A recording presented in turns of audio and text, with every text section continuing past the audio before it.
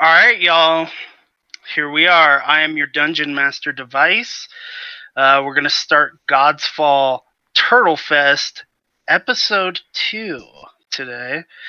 Um, so I want to do what we have been doing. We're gonna start at the top of the list here, which would be Ginsu. Introduce your character briefly, and then we will move on from there.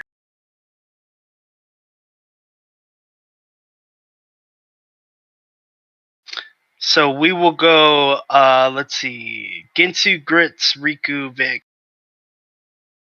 Anybody here, Gensu? Or is it just Hello? me? Okay. Can you guys hear me? Yeah. Okay. Yeah, Ken now. All right. So, my character's name is Tanizan Talizar. He's the son of a noble, and he basically spent his life just learning how to fight and be a traveling merchant, so that he can work for the people, while his sister takes over the family business. Nice, nice. And what does he look like? He is a 6 foot tall human with like light brown hair, uh, emerald eyes, and since he's a fighter, he's pretty well built himself. Basically, All right. fine clothes and chainmail armor that he wears. You all now have the option of fine clothes, as you have all been made very nice clothes for tonight's banquet. And your clothes don't look fucking ratty anymore. Though you still have those ratty clothes. They'll probably, tailor those up for you a little bit, make them look a little better. But my clothes have always looked at least better, not fine, but better than most. Okay. Grit. I am Zillowin Fin, 17-year-old human, 6'2", strikingly shaggy blonde hair with stunning crystal clear blue eyes. Pretty much swimmer bod, son of a fisherman, just spent my whole life just chilling on the banks of the Sapphire Bay. Now I'm on a quest to find myself and find my destiny. Nice to meet you. The only thing that he's ever been was the son of a fisherman. Nice. All right, Riku. All right, my name is Mandee Mistvixen. I'm a halfling female, very small for even a halfling. She's like 2 feet tall, red hair. She's wearing like a stereotypical pirate outfit, like a long black waistcoat with a red sash. She's got a pair of rapiers and just one rapier actually, and then a dagger on the other side. And then she was basically a street urchin growing up in the streets. Then she turned into a smuggler. She was offered a job, basically smuggling for not a pirate captain, but a smuggler on the ship that we all were all sailing on. Yeah, a little bit of both.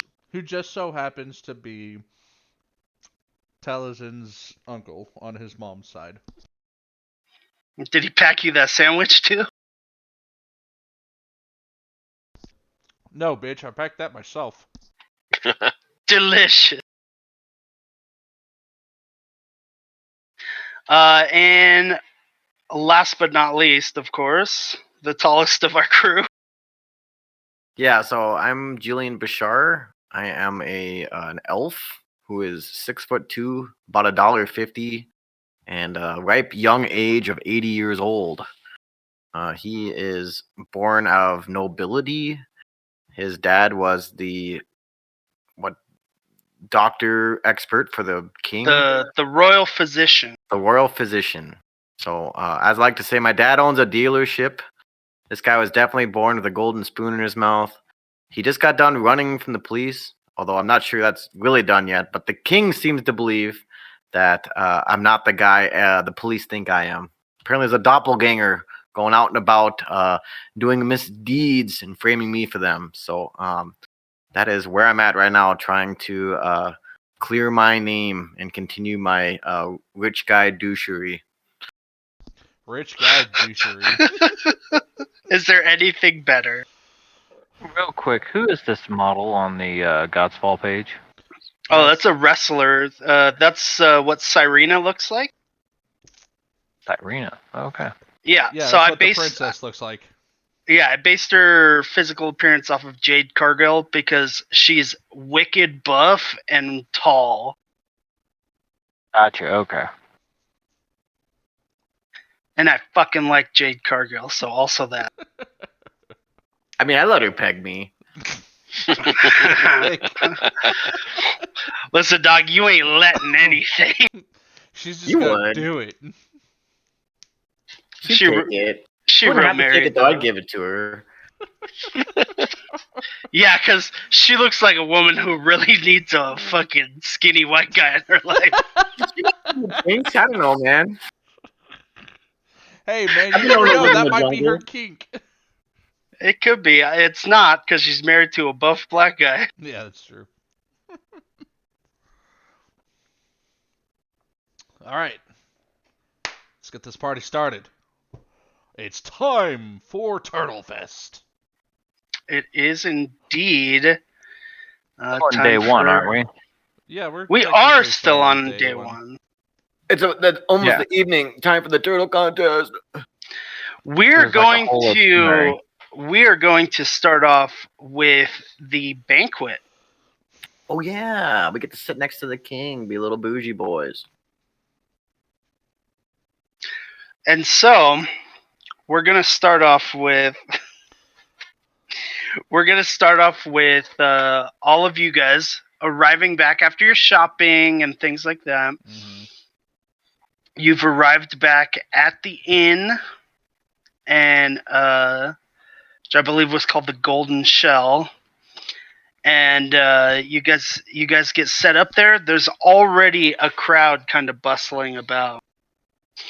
But luckily for you, you are VIP. You are invited by Jacob Claudivo, the God King, and you have seats at his personal table.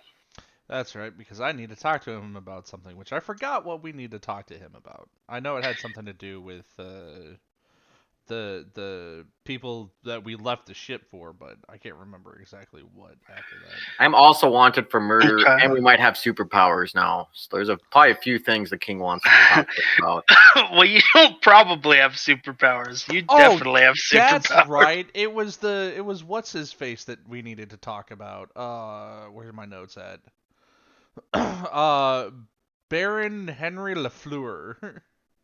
That's what I wanted to talk to him about. Yes.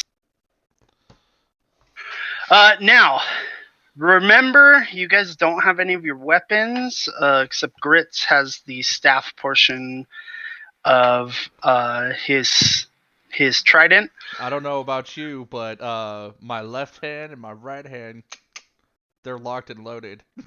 I am a weapon. Jesus Christ.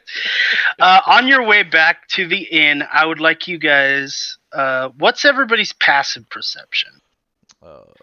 Mine's is Mine's 14. you. I didn't realize mine was so What's low. passive 12. perception? Oh, I see it. I got it. Yeah. 15. Okay. It should be 10 plus your perception. Mine is 12. It's 8 plus your proficiency plus whatever the wisdom is. 8 plus your proficiency. Well, no, because mine's 14. So if it was 8 No, plus your proficiency, passive is 10. Yeah, passive is 10 plus your wisdom and proficiency Perception. modifier. Oh, okay. Yeah. If you're proficient in perception. Oh, right. 8 is for the saving throw. Never mind. Okay. So what is yours, Riku? Mandee? 12. Okay. As you guys are walking back together towards the golden shell, the only one specifically who gets anything is Julian. And Julian, you're walking back, and you see a couple of guys who have seeker stones, those pink glowing stones, Oh fuck! They're gonna know us. hanging off of their necks on like chains. And you also notice that they are sharing the same kind of uniform as the Kadarians, those guys who you guys very specifically avoided by getting off of the ship real fast. The seeker stones are glowing very brightly at this moment, but they don't seem to be reacting to that. And if you would like, you can roll me a wisdom check to see why.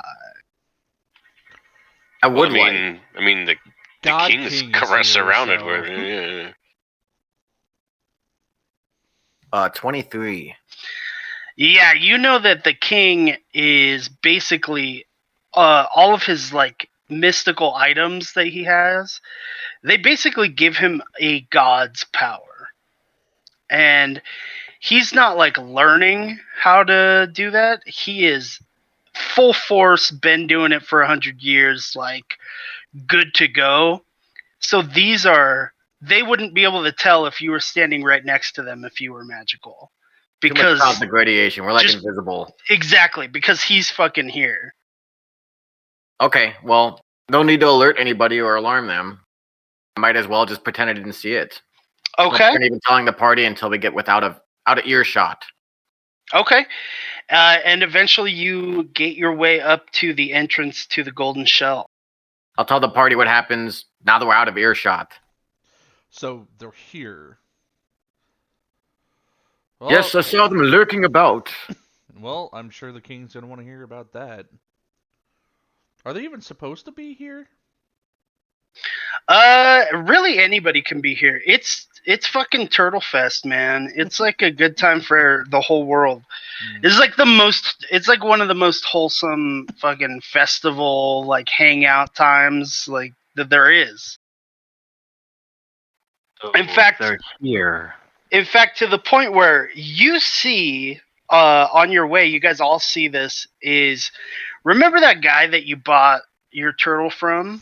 Yeah, the crazy green goblin. Your fucking dainty turtle? No, he was just a human guy. But he was like all up in like some Ponce de Leon green kook yeah. setup. Oh, right? he was very fucking weird. Yes, and he was all dressed in green. You see him, and you see the mayor, who had that like weird green tuxedo Tom Bombadil shit going on. And the mayor's like, "Gather round, everybody! Gather round! It's that time.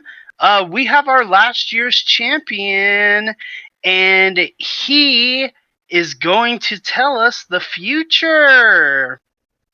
And as you're getting up there, you notice that people are putting different items in front of him: piles of barley, carrots, turnips, lettuce, and like any kind of little crop that you might imagine. They're just kind of putting in a circle around his big fucking tortoise. And he has like a little not a medal, but what do you get? You get those like ribbons, you know what I mean? And it's County fair. yeah, it's like champion Turtle Fest 49, and you know that this is Turtle Fest 50. So it's last year's champion, right? And it's just this big fucking honking tortoise. And, people are yelling, barley, barley, turnips, barley, carrots, fucking yelling all cabbage, get the cabbage, please. And what you kind of gain from this is whatever he picks will be like the bumper crop of the next year, right? So as he is going, he's looking around. He's very slow. He's a big old tortoise, very slow. slowly turning to the left and then to the right. And then he stops and he starts sniffing the air. And he sits for a second. And after he does, he turns and he walks over to like the cabbages, right? And he looks like he's going to start eating this cabbage. And you see one guy, he's like, no, barley, please. I'll pay you to eat the barley, for God's sake. And he turns and he looks. He turns his nose up at the cabbage. And he goes one item to the right to these big, juicy tomatoes. And he just shoves his face in and starts just chowing down on these giant tomatoes. Like, they're very juicy. Not It's my getting everywhere. cabbages! And, the barley guy's like, "Ah!" Damn, And this barley immediately, guy really wanted that crop to go. you know what? Maybe he had a lot of barley left over from last year. And he's like 60% off of barley, and then you notice that there's all these stands for different fruits and vegetables and things around, and a lot of them are marking down like shit, because the whole idea is, whether or not the tomatoes which have been chosen are, whether or not they thrive in the next year, it really doesn't matter, because these people believe that that's the cash crop. So they're going to be buying the fuck out of tomatoes this year. You know what I mean? Yeah, they're going And to at least try to grow them. yeah, exactly. So, and you see him, and people are like cheering and everything. They're like, "Yeah, tomatoes! I can't wait! Tomato soup this year! Woo!" And you see how much they revere last year's champion, and you're gonna have your work cut out for you. I mean, big things come in small packages. I'm ready. Nobody likes a repeat winner. Everybody likes an underdog, right? I'm gonna. Yeah, small packages indeed.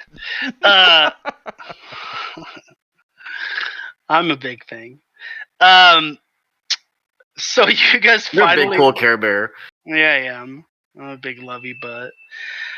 So you guys finally make it to the door. There is a bunch of guards outside, which you know to be fairly useless, as you have been in the presence of the God King and have felt the power that radiates off of him.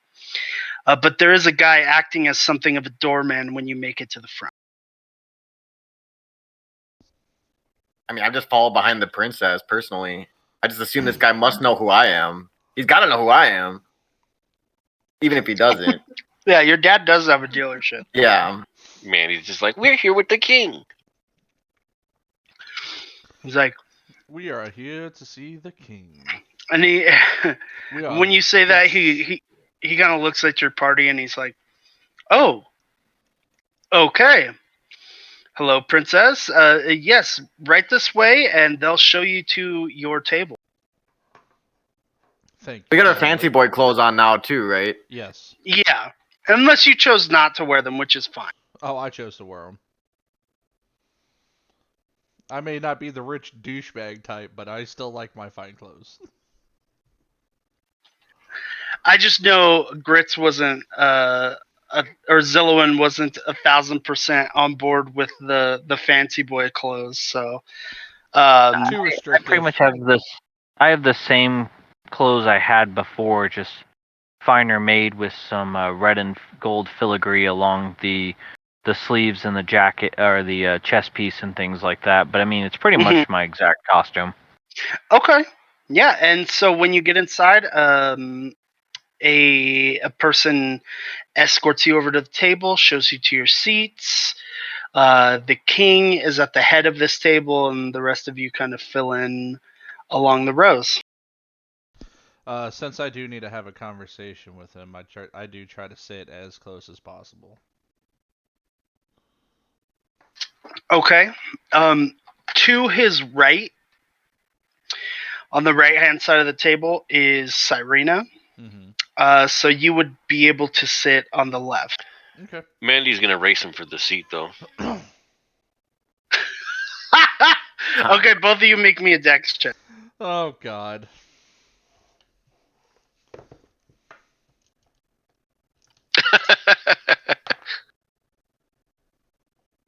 I mean, that's a pretty good roll. Yeah.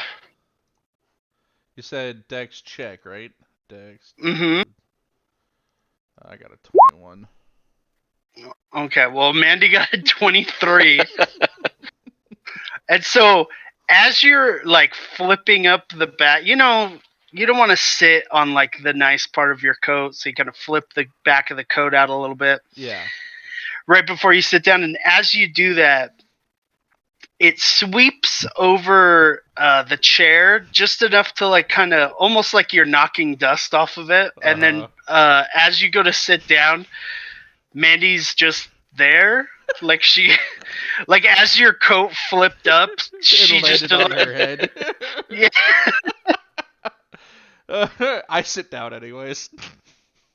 You hear like a teddy bear squeak. I get up. I'm like, Just what the start hell? screaming. Man, Give me what my are you seat. doing? I was here first. I was about to sit down. You weren't even there. Yes, I was. What do you think I do? Just come out of thin air? Knowing you, yes. Well, technically, yeah, you can't do that. I'll look at Mandy and go, may I please take this seat because I do have something that I need to discuss with the king. She like gets up in a huff and jumps to the next seat. You owe me. I do. Thank you. I appreciate it. Can I roll a perception check to see who else is sitting around? Sure. Is the little girl with us still? Oh yeah. I would think so, yeah. Okay, yeah. So I'll beckon her and she'll sit next to me. Those two will share Okay. a seat because they're Yeah, small enough. Probably. Basically, I'm seeing seats fill up pretty quick here, and Julian trying to decide where. I rolled an 11. Okay. So far, the seats that are taken are on his right side, Sarina. On his left side is fucking Ginsu's character, and then Mandee. There are tons of people around. But all sorts of different tables, at benches, at sides. People are making merry. They are discussing topics. They're having drinks. But you guys are kind of making your way to your seats. Whether or not you choose to do that is up to you. Is the professor with us or no? No, he's not. He has been mysteriously absent. Okay. I mean, Julian's gonna assume the king's gonna talk to me when he's ready. Not only that, but I'm wanted for murder, sort of, kinda. So I'm not really in a rush to like get that talk. So I'm looking for either. I mean, I don't want to sit next to Sarina either because all we do is piss each other off. So I'm gonna look for some basically good company. I want like either another pretentious douchebag to like network with, or like some really cute girl to flirt with. Okay. Okay. Hold I don't know on. if I see that in like my glances as I'm sitting down for dinner. And what about Basically, just weighing my options here. What about Zillowin? What is he doing? I'm just quietly taking a seat and just trying to be very quiet and not gather any attention of all the powerful, rich people around me. Actually, there are very few powerful or rich people. Mostly it is locals from the town. Some people who have traveled in. You are at the rich people table. Yeah. Basically the only one. And the fact that two of you are nobles is kind of unheard of and crazy for this town. So there's like two nobles, a princess, and the God King, and that's like as fucking bonkers as it gets for you. Other than that, there's It's pretty bonkers considering a few weeks ago I was on a fishing boat. It's true. Other than that, there's a lot of like farmers, ranchers, merchants, that kind of thing, all around this area. Okay, so Julian, you're looking around, and you see, and I wanna really hammer in that this is for a human. This is very important for a human. You see one of the most pretentious looking, douchey, haughty, asshole faced people that you have ever seen. Literally so haughty and pretentious that his nose, when he's looking forward, is turned up. Okay. Like, yeah, I'll sit next to that guy. You know what I'm saying? He seems like he knows what like children farts smell like. He's holding a glass of wine in his right hand, but between the stem of the wine glass and his hand is a kerchief. That's okay. Yeah, this guy is. Yeah. This is just right. That is a hottie toddy douche. Yeah, and he's talking to everybody. Oh yes, and my father, owns a series of the largest ranches in the area, and not only do we farm many different types of cattle and pigs and things. Well, the help do, of course, but. We also have nice crops. This year we're doing tomatoes, and I'm doing quite well for myself, I must say.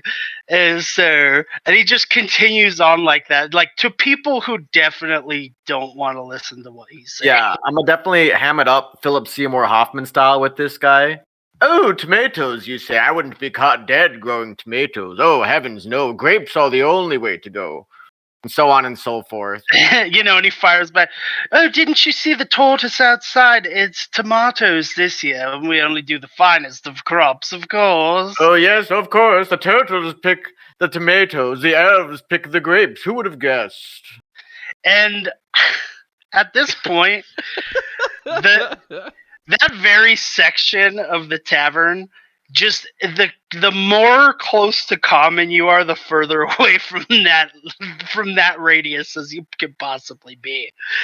Like, you just see all the people in, like, if there's a scuff on their shoe, they're definitely on the other side of the bar. They parted like the Red Sea for these two. They're like, oh, don't need that.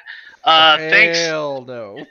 Thanks, douchey elf guy, for taking this hit for us, because we did not want to deal with that. Yeah, and he tells you, oh, I'm Ronald Rothlowski. Hello. Oh, Julian Bashir, son of whatever my dad's name is. Perhaps you've heard of him. Whatever you named him. And he's like, oh, I don't know that I've heard of you before. Oh, not World Chancellor to the King God. Oh, it's not a big deal. And my dad's the vice president. No biggie, dude. Like, he goes a little stone faced, like, fuck, I can't come back to that. Well, let Ronald Rothlowski of, the Bernian Rothlowskis buy you a drink. What is it that you like today? And also, it doesn't matter because at this banquet, everything's free. So it doesn't fucking, he's trying to hit you up with the drink order. But you're like, yeah, fucking, everything's free. Can I roll like what would that even be, like a knowledge? Do I know this guy's family? You could, history is what it would. Where's my fucking character sheet? Where did it go? I'm working on it. I'm like boomer style here. There it is. History. I just noticed that you're still by May on your fucking thing. What? No, I changed it. My profile? Yeah, it's still by May on it. That's weird. Yeah, it's Julian on mine. Well, that's okay. We have to restart ours. Reload your page. It's okay. I'm still fucking Century 7. I gotta change that right now. Anyways, I rolled a I 14 actually changed mine.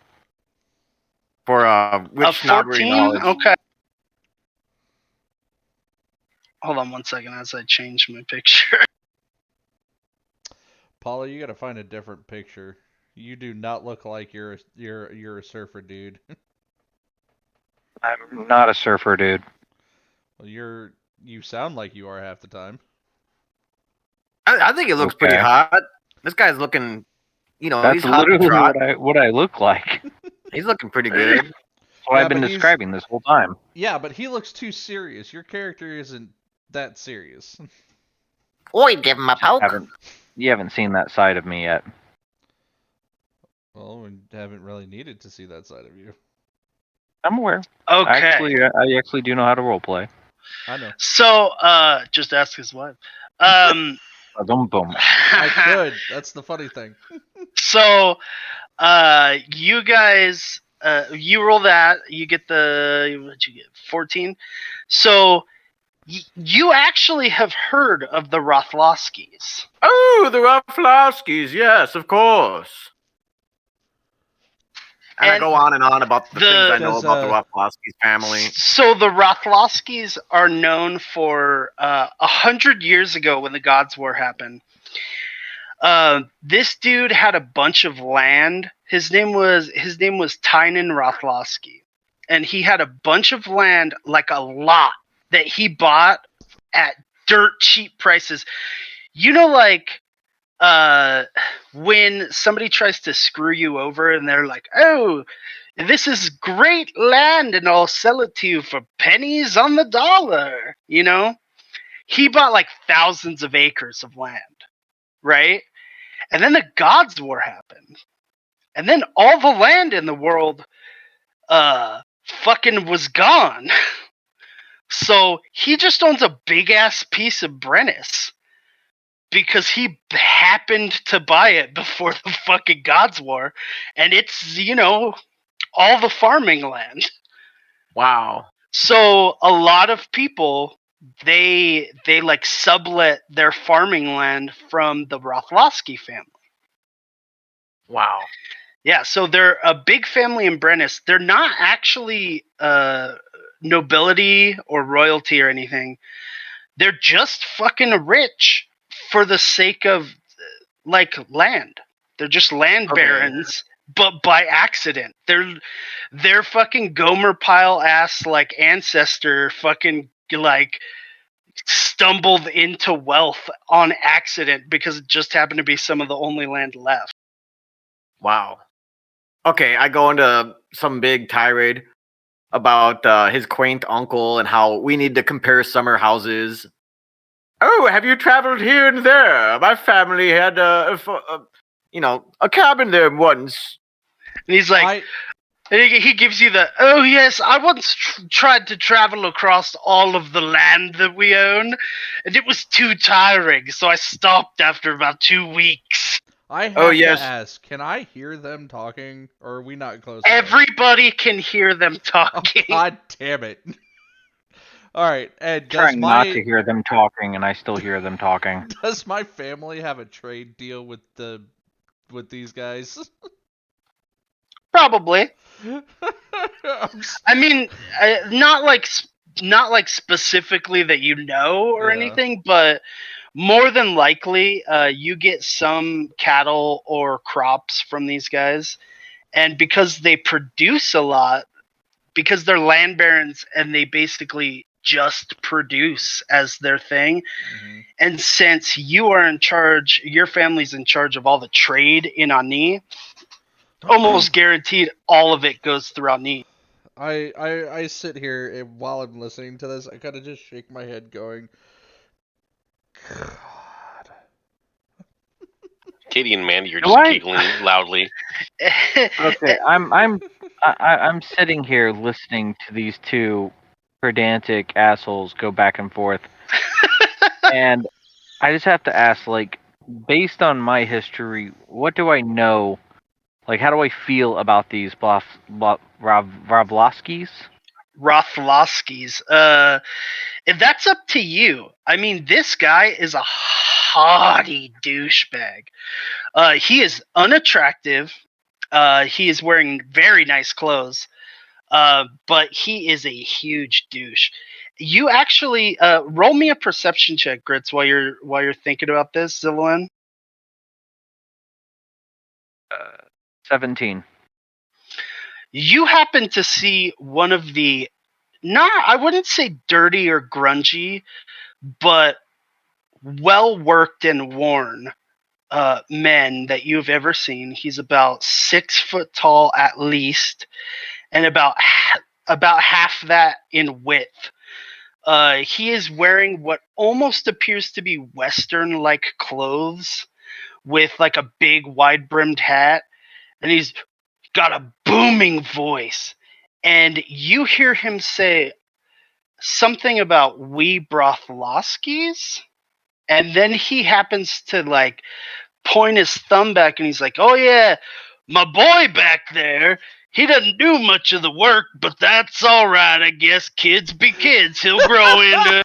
It's Doug Dimmadome of the Dimmadome. Like he's like the guy who's super rich, but he still does the thing. You know what I mean? Like he's got dirt under his nails. You could tell he has planted crops. He knows how to tend to the cattle. He knows how to deal with all the shit that's on the farm. Meanwhile, his kid is like picking up spoons with a fucking napkin. You know what I mean? I take one look at this and I just walk over and I get one of those free drinks. And I walk over and I hand it to him and I say, "Honestly, I'm just glad people like you still exist." Why, thanks, boy. I'll take that. And he takes it from you and he's like, "What's your name, son? You look like you could do an honest day's work." A lot of honest days works. My name is Fin, Zillowin Fin. No family names. You, Though my grandfather did say we were named after shark fins, but I'm not sure if I can trust that lying bastard. My grandpa was an idiot, so I understand. Or your son appears to be one too. Yeah, runs in the Skip family. generation. He's like, he tells you, yeah, it runs in the family, and unfortunately, it runs fast. Jesus. Generation though. I just kind of clink our drinks together, and I'll sit down and just talk to him about just basically hard work. Okay, yeah, he's very impressed when you tell him like all the shit that you do on the ships and stuff, and he's like, "What's his name? Dividend?" No, his name. He just tells you that his name is Boss Rothlowski. Boss. Like I like he's like Boss Hog. like he, yeah, he's like, my name's Eustace, but everybody calls me Boss. Got it. On account of most of these people's boss. Name. I look at him, I go, I think that was my grandmother's name, and I just kind of give him a little wink. Well, hell, maybe I'm your grandmother, son. She sounds like a mighty fine woman. And this is a guy with no beard, but a gigantic mustache. You know what I'm saying? Like, big old cannon arms, thick fucking legs, and a big gut. Like, this guy knows the deal. Like, he's been through some shit. You know, he doesn't really have knuckles so much as he has, like, scars between the points between the knuckles. You know what I mean? And I'm basically just going to stay over there and just basically try to stay away from that high talk that I keep hearing come out of my supposed companions' faces. Well, this is a good place to be because Boss is fucking loud. That is something him and his son have in common, is they're both loud as shit. And he's your kind of guy too. He's down to earth. He's fun. Yeah. He's hardworking. I wave Mandee over. Okay. So this is where the fun is, Mandee. Mandee. Sorry, Mandee. Mandee, you see Zillowin, and he's like pointing at you and telling you like, "Come over here. It sucks where you're at. Come over here." She's just like shaking her head and then pointing at the king. She's like, no, I'm staying here. The king is awesome. Okay, so what's everybody else doing? You guys settling? The king isn't even there at this point. Like he's probably in the building, but he's not at the table just yet. I think that I would just be chatting up the princess, getting to know her, seeing her relationship with my sister. Yeah, and she doesn't go into details because that's your sister and that's I gross. don't want her to go into details. I just want to know like how she's doing, what they've been up to as friends, like all the trouble that they've been getting into and shit. She tells you a couple of stories of them fucking getting into some shit, and she also tells you that she's surprised that you are basically an adult because the way that your sister described it, you were like an 8-year-old boy. Yeah, that sounds like my sister. She will never view me anything else than her little brother, no matter what I do. Yep, that's the way she is. Glad I'm taller than she is, because I feel like she wouldn't let me live that shit down. Oh no, she would never let you live that down if she was taller than you. She would be calling herself the older one, even if it wasn't true. And your sister probably is older. Sarine is about 18, 19. Yeah. And you guys are chit-chatting and chopping the shit. Everybody's kind of going about their business. Mandee, they keep bringing you like, because you look like a child, you know what I'm saying? They keep bringing you like frou-frou, like juice drinks, you know, with like a little umbrella in it and stuff. They're like, here you go, little lady. That's for you. Here's a nice like frosted cake for you. Here you go. She's just taking them. Of course she is. They're like, we like your pirate costume. It's very cute.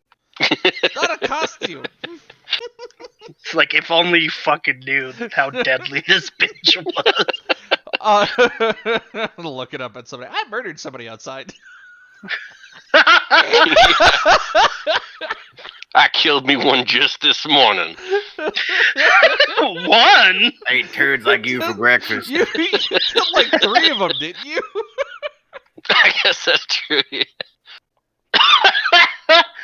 Yeah. And as you guys are chopping it up in your respective areas of the party, who signed up for the turtle competition? I did. It was Vick and the little girl. Okay. Yeah. So they one of the attendants walks up to you, Vic, and one walks up to the little girl, Ellie, and they go, "It's about time. We're gonna start the best turtle competition very soon." We got a few minutes. Yeah, you got a couple minutes, so you have time to Alright. go collect it from the seamstresses. Okay. All right. I was gonna try to pitch an idea to this rich guy, but I don't think I have time. Actually, as they go, He'll be around. As they go Yeah. to get ready for the turtle competition, I'll walk over to where Zillowin's at. After talking to the princess for a second, and I'll introduce myself and see if he knows my family. He shakes your hand, and you realize that he was holding a pewter mug with no handle, like the handle was broken off, and he's holding it almost like in a grip, like some would grip a basketball. Mm-hmm. And you realize when he shakes your hand that it's because he doesn't so much have palms as he has one large callus over the bottom of his hand. And it's almost sandpapery, and he shakes your hand and he says, "Oh yeah, I'm pretty sure I know your pa. We've had a few dealings back in the day, and a few dealings here in the day. You know what I mean?" I know what you mean. My dad's good people, and I wonder if you've actually met my sister. She's primed to take over the business. Oh no, I don't deal with the women folk. No, I'm just kidding. I was about to say. He says, no, I haven't met your sister, but I have met your pa. He's a good man. Well, it's good to know that there are people like you around still. And I look back at his son and I go, don't know how my sister's gonna take to him though. Hopefully she'll Well- castrate him. He and he's a little exasperated, but he's like, yeah, my boy, he's a bit flowery, I guess you could say. But I'll tell you this much: you put a sword in that boy's hand, and who doggy, son of a bitch. I'm about 2 cups in. I'm gonna look at him and like. So you're telling me he can fight? Like a son bitch. Only thing he ever took to that seemed like work. I stand up, push my chair out, and I start walking over towards his table. I boy. I look at the bigger guy and I go, that seems to be a lot of what people can take to quickly because that's pretty much what I do. Yeah, well, if I know your pa, you're in the business. I'm sort of in the business. And my son's sort of in the business too. And by the business, I mean my money. When I say business, I mean the actual business. I was supposed to be traveling around to all the different ports where my uncle picks up goods and stuff, so that I could get to know the people and what their needs are and see what I can do to help them if I can. Your uncle, eh? Shipsman? Yeah. He is. It is my mother's brother. Um, my uncle Davos. Davos. Davos.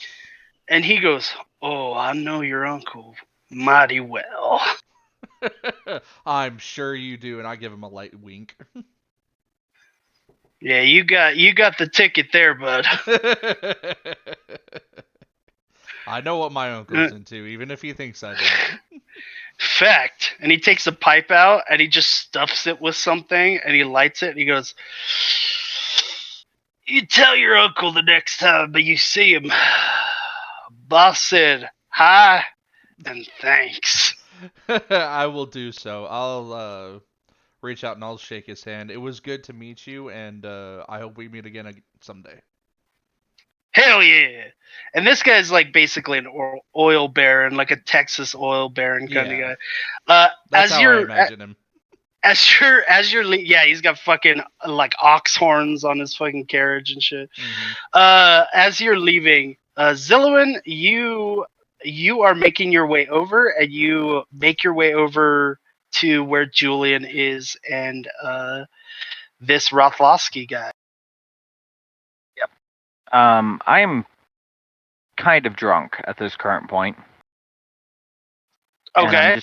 I'm gonna walk over and lean across the table and look at Ronald, was it? Mm-hmm. Correct? I'm just gonna go, your dad says you can fight. Oh yes, with the best of them. Well, what kind of fighting? What kind do you have?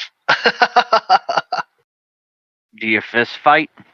Oh, gods no. And he like you looking down at his hands, and his hands are fucking clean and pristine. But you put a weapon in my hand, and by Jove, I think you'll see that there's no boastfulness in me. Wait, this is the same dude I was talking to? Yeah.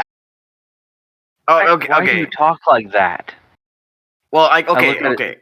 Go ahead. I look at his dad and I look back at him and I'm just like, why are you putting on this face that's not real? Like, your dad's real. You're just, what, smoke?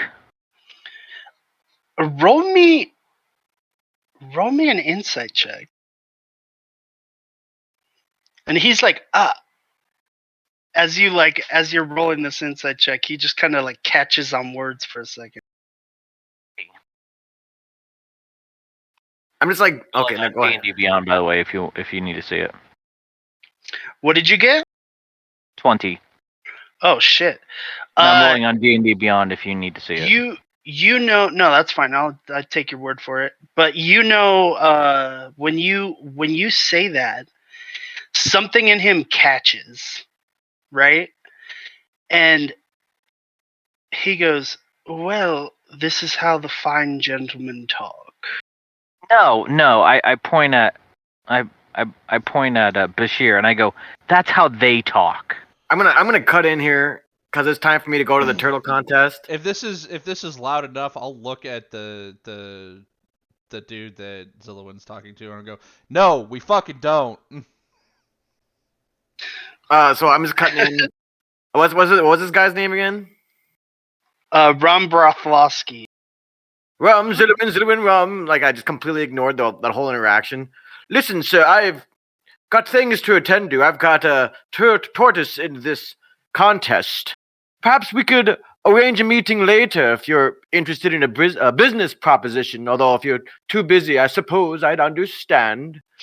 Well, I'll be here all night, it seems. Yes, find me later. I've got many ideas for us both to get richer. Bye-bye then. You two, enjoy yourselves. And I leave. Okay. You're such a dork, dude. As he's walking away, this guy leans in and he goes, "You know, it ain't about the kind of man you are, but the kind of man you're perceived as being." And all the haughtiness drops from him. Like He's going full hillbilly now? Even his shoulders kind of drop a bit, and he goes, "It ain't about the man that you are, it's about the man you're perceived as being. One day, unlike my father, I'd like to be taken seriously by nobility, and so I've developed a bit of a persona." I take a look in his eyes and just a real steel enters my voice and I go, "Yeah, a coward." And I throw my drink in his face. Oh fuck. Oh, You might do I die, need to roll dude. perception to see him do this, or no, you're looking at them, so you just see him fucking. And oh, also, God damn it. Also, Zillowin is in no way trying to hide this, so he just he does the like splash, and then whatever's remaining, he just overturns over the guy's head, and you see this guy has like curly red locks, and they just kind of stick to his head as this fucking whatever this alcoholic beverage that you were drinking, Zillowin, drips over him. And oh god, that's even worse. Because that's rum and fruit juice. Yeah. So he's actually. I've had a couple of them. I fucking love grog, by the way. That shit's delicious.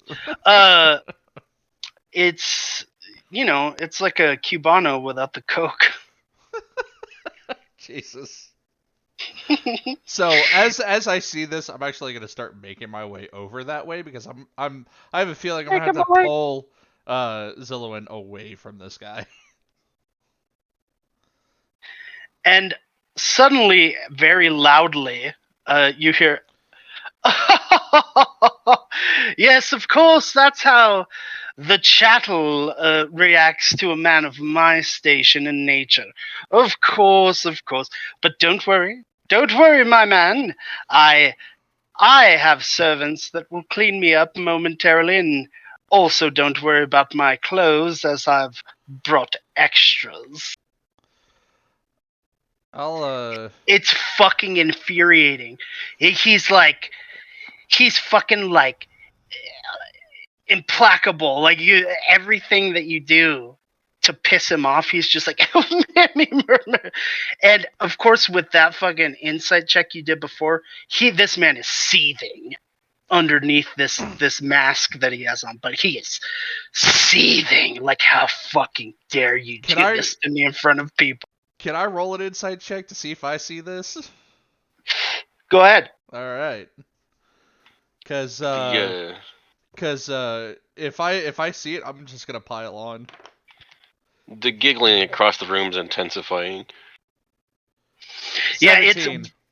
What's going on is very obvious to everybody. To to some degree or another. With a 17, you definitely see this guy's pissed. I'll walk up. You're not sure how pissed, but you can tell that he's definitely masking with rich guy douchebaggery. Yeah, I'll walk up and I'll pat Zillowin on the back and I go, the thing about the high society that you're trying to be a part of is they're gonna see right through your charade. And I'll wink at him and pull Zillowin away. I reluctantly allowed him to pull me away, but I just kind of smile back at Ron. I'm just like, your mask is slipping. And I look at Tanizan and I go, my cup's empty. I need a refill. Go get a refill, buddy. Bring me another beer. And as you guys leave, Mandee, who is the only person at this point who is still has the perspective on, you see this guy just for a split second, the mask like drops and you see this fucking absolute rage pop before he takes a little bit of a breath. And it's a good mask. Obviously, he's got his father fooled. It's a good mask. Mm-hmm. But you see him kind of put it back together. He takes a breath and he goes, "Cumberbin, come, get me some new clothes and we'll have to do my hair again." And then they seem to go up to one of the rooms upstairs. As I'm walking past Boss, I just kind of look at him and go, "Sorry, felt like it needed to be said." And stumble towards the bar. With any luck, he'll make a fucking idiot out of himself in front of the king. Maybe I expected the king to watch the entire thing. Maybe he'll learn a lesson or two, you know. So, my God, the high society he wants to be a part of would eat him fucking alive. Well, as is the case for people like that, you know, he doesn't seem like he's smart enough to actually make the moves, per se, but he's just good enough to kind of sort of fit in, as long as he's not absolutely fucked like just happened. Tanizan, follow me to the bar. No, I'm going to head back up to the king's table. Okay. And I'm going to... actually, no, I will, because I'm going to get a nice dessert for Mandee. And then for her and her friend. And then head back up and set it down in front of them. It's like a velvet cake. Oh, boy. Mandee I'm waiting for the drink. Go ahead. As I was waiting for the drink, I'm just looking at Tanizan and be like, "I'm sorry, it's just he reminded me of this arrogant little punk back home. Always running his mouth. Just don't worry about it, Zillowin. Guys like that, they don't make it very far in Ani. If he ever wants to try to get there, the nobility there will just shred him to pieces. He kind of had what you did to him coming. Just wanted him to hit me." Oh, if he'd have hit you, I'd have hit him right back. Probably. Yeah, I would have gone down. I would have just gone down like a sack of. Excuse me, and just run over to a corner and just start puking into a bucket. I was gonna say there are conveniently placed buckets around the area. They like to live it up here and get drunk. Listen, when it's free liquor, they know what's about to happen. Yeah. Okay, so Ellie asks you at this point if you want to come with her, Mandee, to set up for the best turtle competition. Oh yeah, we're like best buddies at this point.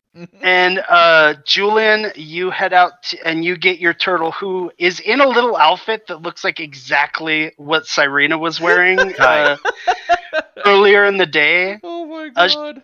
She's wearing a little bit nicer of an outfit now, but it looks very similar still.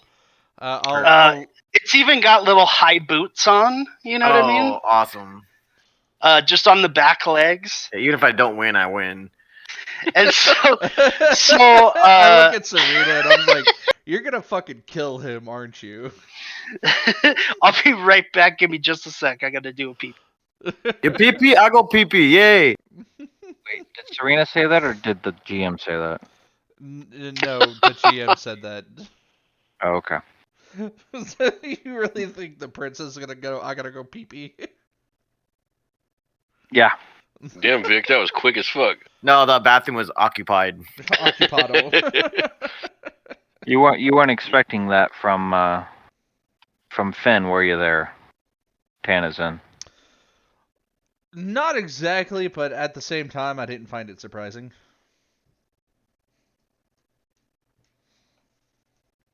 Because you seem like you have a chip on your shoulder when it comes to haughty toddy fake people. Yeah, there's a bit of a story there. I'm hotty toddy, but Well, for real. But even Oh, I had no problem with you, Leahy. yeah, like you're hotty toddy, but you earned it. I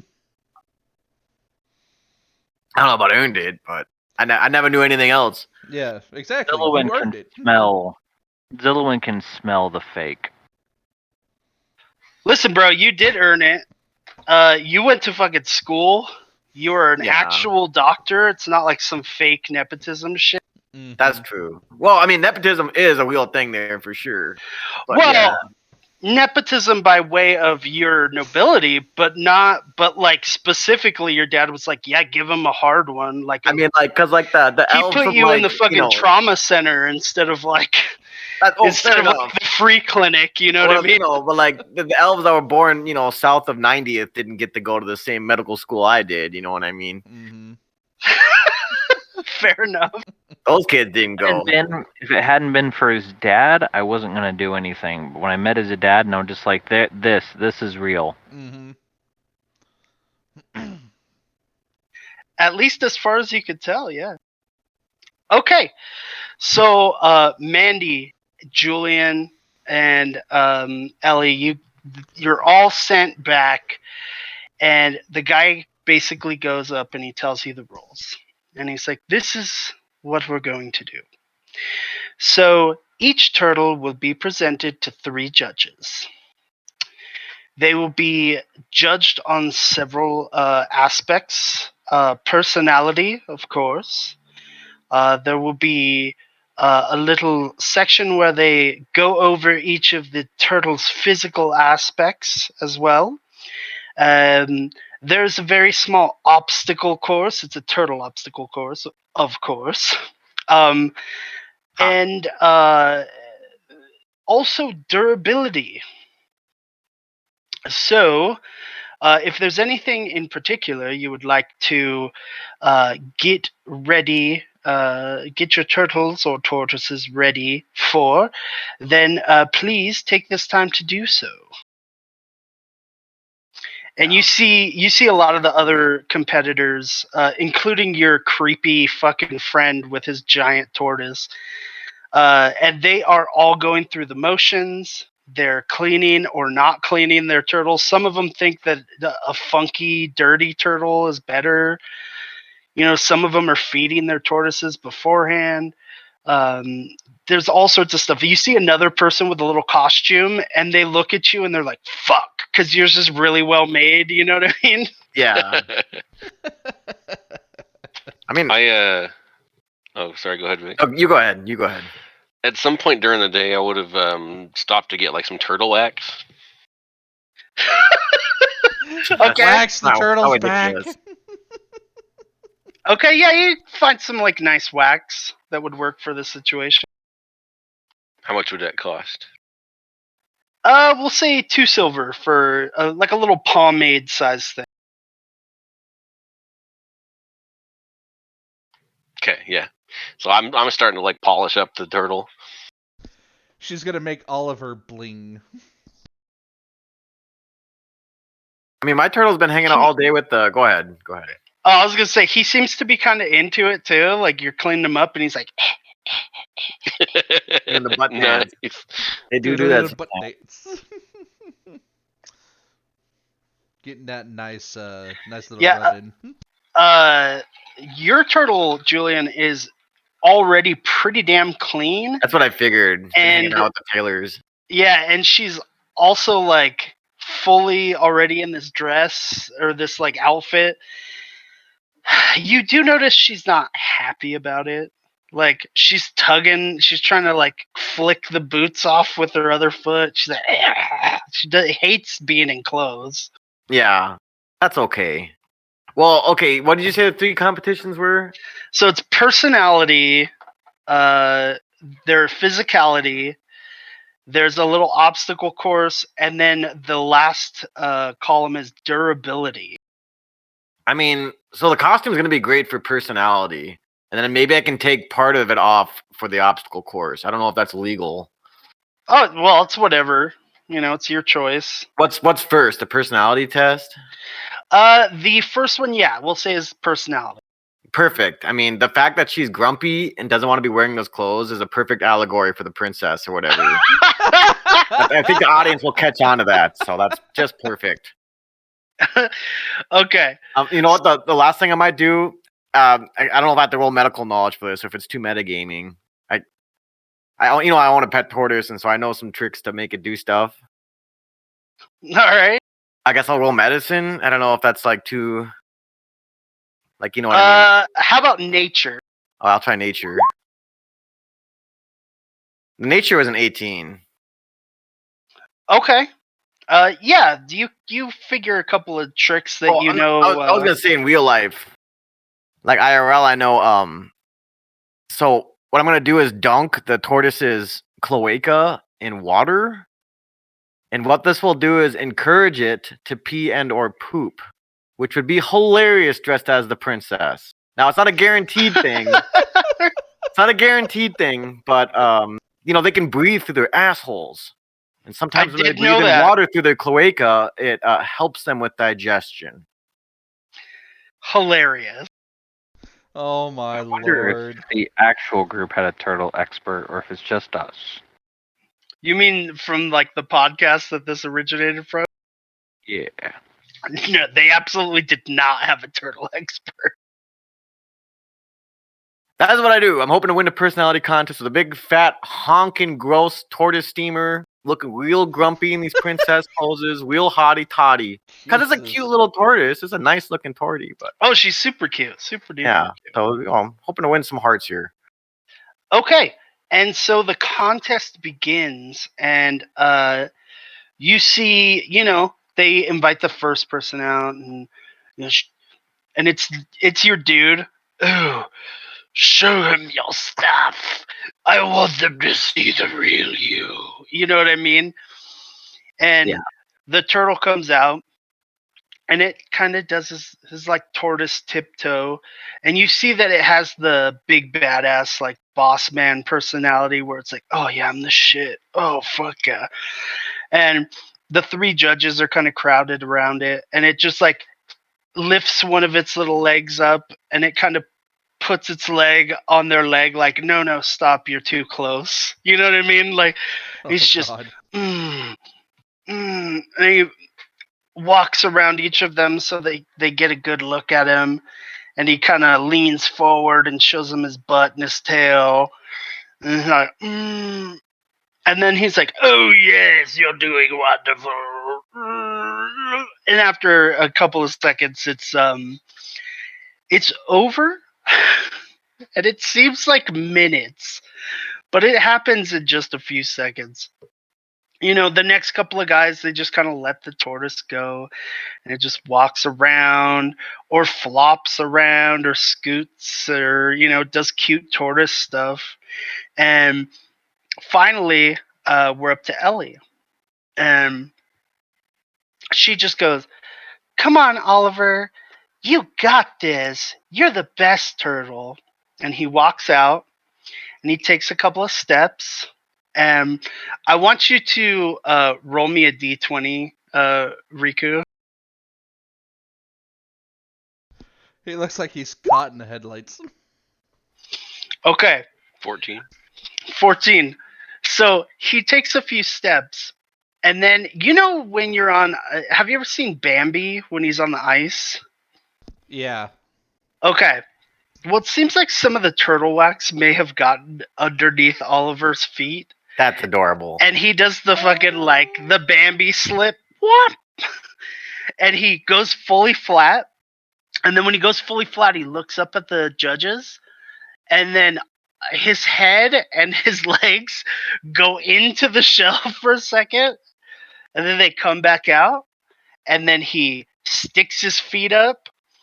And he just starts proudly prancing around a little bit. He wipes the stuff down on. He walks up to one of the judges and he like wipes his little feetsies on their shoe. You know what I mean? Aw. He does a little prance and then he goes back to Ellie and she's like, "You did so good, Oliver." So we move on. A couple more people. Vick lost his tortoise. Oh no! I was looking for my IRL tortoise for good luck. Hold on. Oh no, he lost his turtle. Thought he puts him in that little box. He took him out to show us, then put him on the floor. Oh,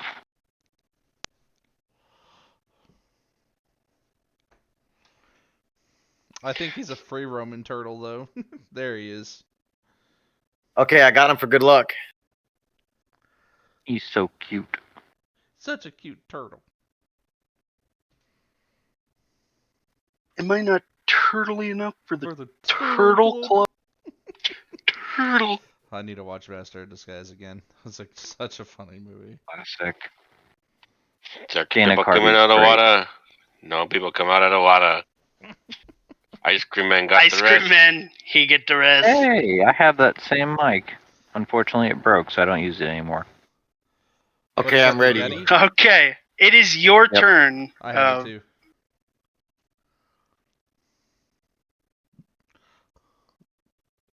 Vic. Oh. Yeah, it is your turn there, Julian. Okay. So I get to like try to coerce my tortoise. Is that what's happening? Yeah, whatever your plan for this is. So what's the tortoise behavior like? Is she real antsy pantsy? You know, she's just like a prissy turtle. So I put her down. She's being a little Christmas. Yeah. You know what I mean? Like, oh, princess, don't be like that. I know you like me. In a very sarcastic tone. Like she's basically doing what your turtle is right now, except there's little gloves at the end of her hand or like arms, and she's like picking at them with her mouth. I go, no, be a good princess. Show them all what you've learned. She walks around a little bit, but she does not seem comfortable walking around in these shoes. Or a princess must know how to properly wear her shoes. Don't trounce like that. And Perhaps you're hungry. and when you say perhaps you're hungry, she like, let's see. She turns her head like, no. Like you present some food and she just does like the no. That's awesome. I go, oh, not hungry? Oh, that's okay. Perhaps there's something else you'd like. And I point her toward the judges. Could you show them your princely ways? Or, I don't know, princessly ways? And when you do that, you guys are, you're watching the goings on, but you see that fucking weird guy that he bought his tortoise from. That guy kind of goes like, shit. Like he kind of makes a little like face. And she starts walking, much like the tortoise is walking now. And it seems like she wants to be seen. And she begins to like, you're like, oh, show them your stuff. And she's like, oh, people want to see me. Oh, yeah. And she just kind of does the like turtle saunter over and over again until she's right in the middle of the judges. And she leans her head one way. Then she leans it the other. And then she stops and like almost like clenches a little bit. If turtles could clench. Oh, they clench. Oh, Like- what's that, princess? What seems to be happening here? In And front then- of everyone? Don't embarrass yourself. And then her little tail goes up, and then she does a piddle on the floor. Oh, I that's a could- naughty I princess. could feel Naughty, the- naughty. I could feel the heat and anger coming off of the real princess from behind me as we're watching this. She's definitely has her. She definitely is like face palming right now. Oh, but we all love the princess anyway, don't we? I try to get a guys out of the audience. Don't we now? They all start clapping. Yay! Yay for the princess! I just Oh, ham it the up. princess is so cute, and so basically I that's am what drunk goes on. cheering. I am just drunk cheering like I'm at a sporting event. To these people, you are at a sporting event. And yeah, so that is what she does. She manages to do a poop as well. Perfect. I And make a big stinky joke. Oh, princess, you must shower. and then at one point she slips one of the boots off, and then she uses only 3 legs to walk for a while. Adorable. And then after a while she okay, it's time for you to come back, and she starts walking back to you, but then she stops, and then she goes and she picks the little tiny turtle boot up, and then she picks it up with her mouth, and then she comes back to you with it. That's awesome. I just pick her up and wave to the audience. And then there's like there's applause from the audience, some claps and stuff, and the turtle seems pleased with itself. I think that went about as well as it could have. Which in and of itself is interesting that the turtle seems pleased at all. I guess turtles are different in this world. IRL Tortoise is not very happy about this. I'm going to put him down to be a carpet monster again. Yeah, he's super not pumped. He's like, no, stop moving me. He just got ants in his pants. He was taking a nap, but when I woke him up, he decided he'd win a mile a minute, so he's just really active right now. That's all good. He needs his little exercises. And so that you're number 11, and this goes on for about 30 turtles. Wow. Until the second round begins. And the second round is physicality. So at this point, they begin to really examine the turtles on like a little podium thing, like they do show dogs, at the Westminster Kennel Club dog show. They lift up their tails, they feel the heat of their genitals. I don't know what the fuck you would do with a turtle, but they do the turtle version of all of that. They check to see if they're the proper amount dry or the proper amount wet, depending on the species of turtle. Is it in the same order? Yeah, you were all given numbers. Okay. And so you go at number 11 each time. Okay. And you notice the second time, there are not 30 turtles. There are 25 turtles. It seems some have been eliminated. Now, Riku, since you're going to be the stand-in for Ellie, I want you to roll a d20 when it's her turn, so go ahead and roll that for me. Oh no! No. Poor Oliver is very scared when they start poking and prodding at him, and he goes in the shell, and he does not seem to want to come out to let them examine his whole little turtle body. Oh no. Now they did get a couple of nice looks at him, but Can I shout wasn't some everything. encouraging words to him?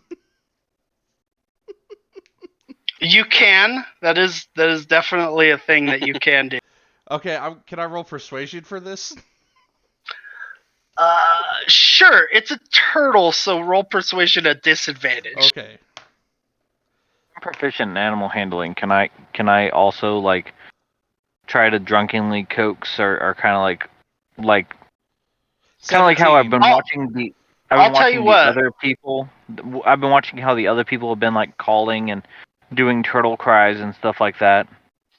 I'll tell you what. With your coaxing and calling, we'll give. Why don't you roll first? And if you roll high enough, then we will give. We'll cancel out the disadvantage on Ginsu's roll. Okay.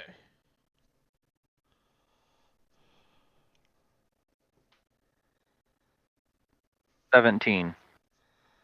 Oh, that is high enough. The DC I set was 15. So Ginsu, you no longer have disadvantage on your coaxing check here. All right. So on the first roll, I'm gonna say that I'm like yell 18. whispering into. I'm gonna basically be yell whispering into Tanizan's ear how to do it properly. All right. So I got an 18 on that. Oh, that's some Japanese ass shit there, though. It's yummy. You got an 18. Okay, so just as they're about to give up, one of his little legs comes out, and then another one, and then another one, Come on, and then Ollie, you can do his it, boy. You got his this. tail and his little teeny head pops out, and he seems gentle. just brave enough to let them touch him. And you guys are like, "Come on, Oliver!" And Oliver, or whatever fucking Oliver, turtle noise that Gritz is making. In fact, Zillowin, you start making noises, and you realize that Oliver is a turtle, not a tortoise, and as such is a creature of the sea. And so, as you are kind of making these noises, he seems to respond to them a little bit, and he like lifts his head up a little bit higher, and he lets them check him out. And finally, they get a good look at him, and they pat his little turtle head. I've got a turtle head coming out. And then they give him back to Ellie. And everybody seems to clap because it's a little bit of the underdog story of like, yay, he did it. He came out of his shell, which is a metaphor for things. That'll do, Turtle. That'll do. And eventually we get to number 11.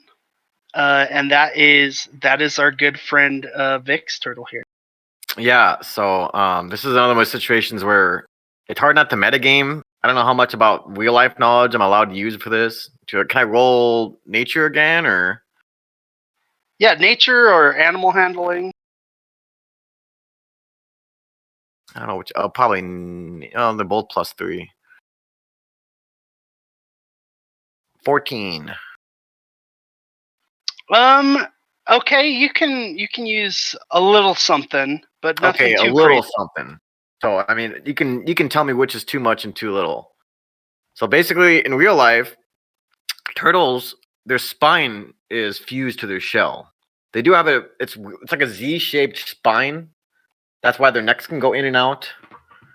And so you wouldn't think about this, but when you pick one up, like my little ham sandwich, you don't want to pick them up like this, because what that does is it puts all the pressure of the internal organs and the spine itself suspended.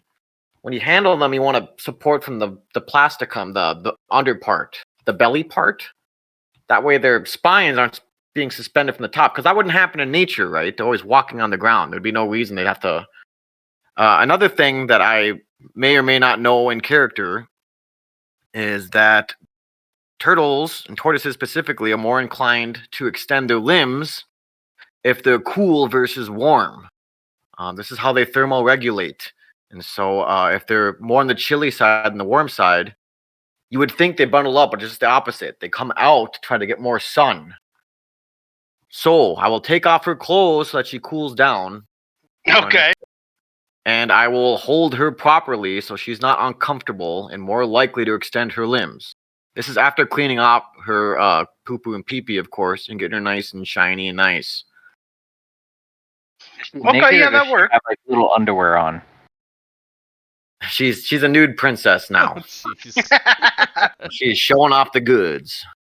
And hopefully she's a little less moody. And she always seems at least a little moody.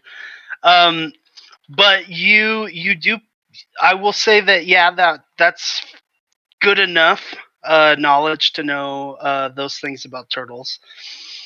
So you handle her in that way, and you cool her off a little bit. Maybe you give her a little, wash her off a little bit with some agua or something. And she's nice and cool. And when you get her out there, she stretches her little arms and leggies out. And the only thing is, I want you to roll me a d20, just a straight d20. 17. Oh, that's much better than the 1. She's not big on being handled per se. Handle it. Most aren't. But she lets them kind of move her head a little bit and play with her feet and stuff a little bit as they kind of go over. They know her cloaca works just fine. They've seen that at this point. Oh yeah. And so they kind of go over everything. And at one point, one of them puts their hand out. And, your turtle's just a little teeny tortoise, And she kind of walks onto their hands.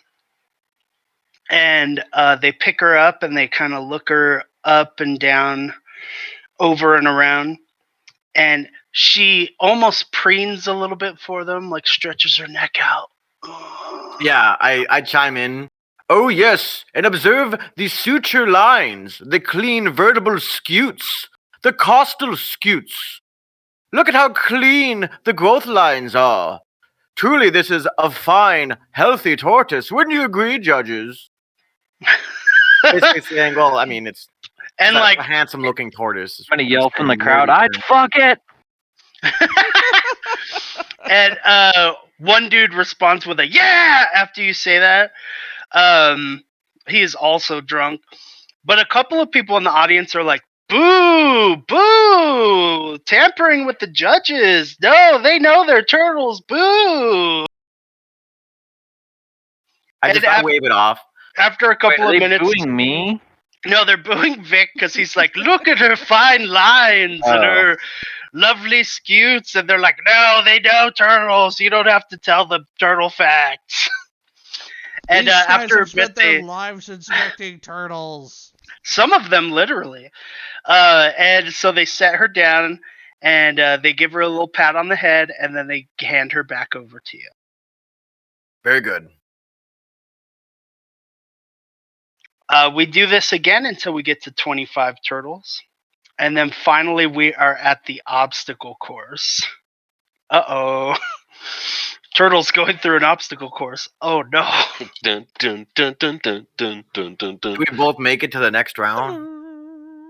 You do both make it to the next round. This time you notice significantly fewer people are here. They didn't just drop 5 people, they dropped 10.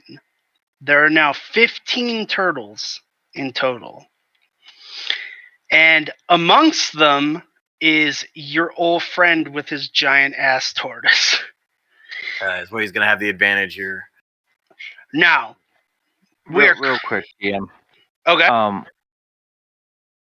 What I need, if I wanted to try and use like any type of like sea magic against that guy's turtle, would that be like subterfuge or like like sleight of hand?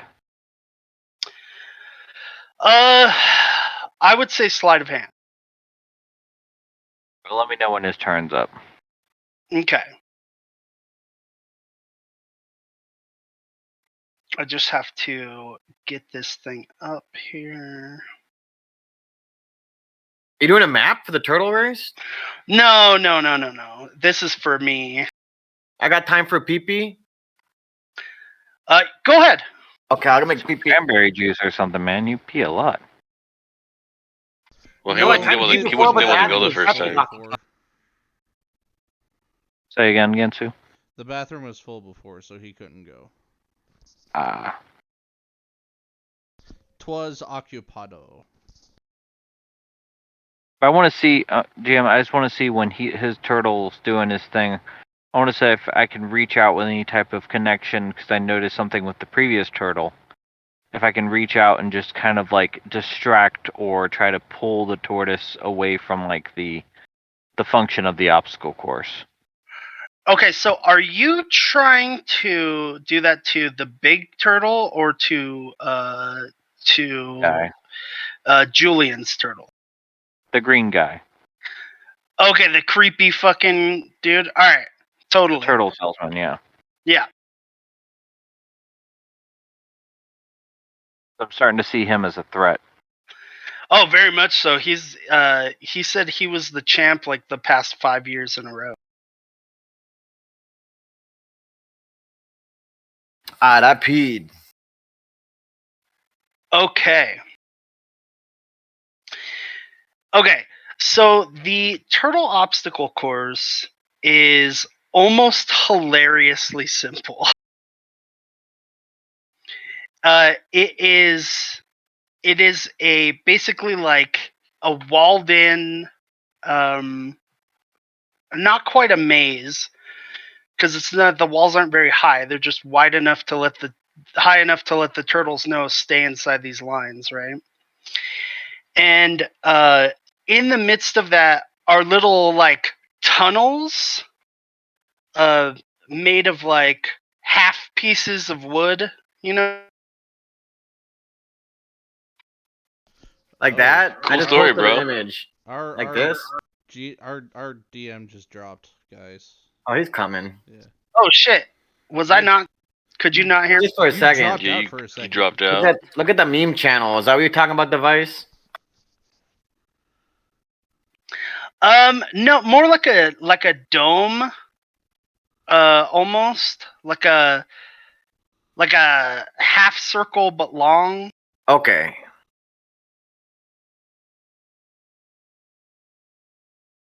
And so basically what it is it's like little walls, right? Little poorly built walls, that are only like 2 inches high or so.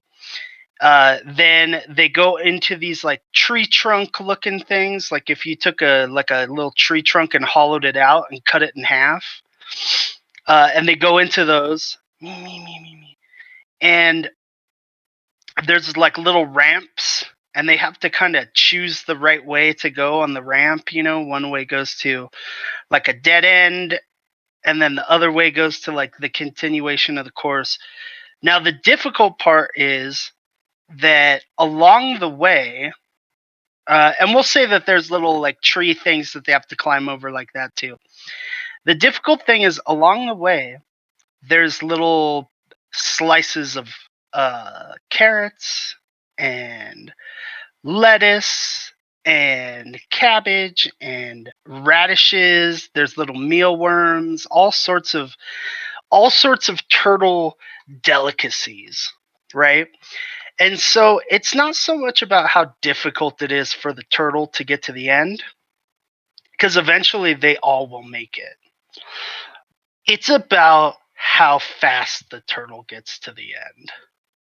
They don't all go at once, they each have their own shot. But whether or not your turtle gets distracted is very important. Yeah, I mean, this is just a crapshoot. Just speaking from personal experience, they're gonna do whatever the fuck they feel like. They sure are. It's really just there's no way to train a tortoise to do anything. They're just gonna do what they feel like. Which is, I mean, It's hilarious, but yeah. you can teach a tortoise. You can make a tortoise be well groomed, but it's very Right. difficult to like make them prissy and prancy for it's difficult for them to be trained to run an obstacle course. Like, I can do things to prepare my tortoise to be more antsy and active, but like it could just as easily like hump the wall or like spin in circles, like do literally anything. I mean, And that's part of the issue with this course. If they climb out of the wall, they just are done then. They're finished with that obstacle course. I just got to roll the dice on this one. Literally, I don't do anything to prepare except basically pray. Yeah. Okay. Ellie and I are telling Oliver how good he's gonna do. He seems like a turtle. You know what I mean? Like unreadable, completely focused, probably. Looking into dead air, doing a whole lot of nothing. Yeah, he's like very looking. intently. He's like looking into the middle distance, like he's seen some shit, like turtle shit. And so the big guy's tortoise goes first. Okay, and this guy has been stuffing the tortoise between the last section and this one. I mean, he's given him radishes and carrots and cauliflower and everything that he could think of to give this turtle. And turtles fucking eat when they want to eat, and he doesn't seem to want to eat anything. So he's kind of shunning the food that this guy's given him. Eventually, he takes a couple of pieces of tomato, which again, he chose the tomato earlier. And he eats a few pieces of tomato until the guy seems somewhat satisfied that he's done that. And eventually they call his number 1. He sets the tortoise down, and the tortoise begins to move.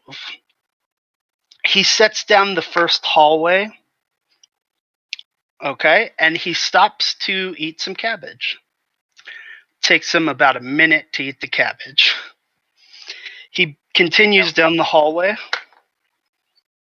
When he's done with the cabbage, I want to try and do the thing I was talking about, but I want to try and scare him. Okay. To where it runs back towards its owner. Okay. All right. Go ahead and do that for me then. How do you want me to roll that? So, let's see. You said you're trying to use magic, right? Well, you said I had a bit of a connection with the previous turtle, so I'm kind of reaching into my inner self and trying to see if there's anything Ava can help me with. Okay. Roll me your divinity score. Okay. Did you give me one? Yeah, it's 8 plus, I believe yours is Dex. 8 plus Dex plus your proficiency bonus. Probably write that down. Well, that's your proficiency. That's your divinity score. Just roll me proficiency plus Dex. Okay, so you just want me to roll a d20 then? Yes, plus that number. Okay, so that'd be 5. Hold on. So it'd be plus 5. I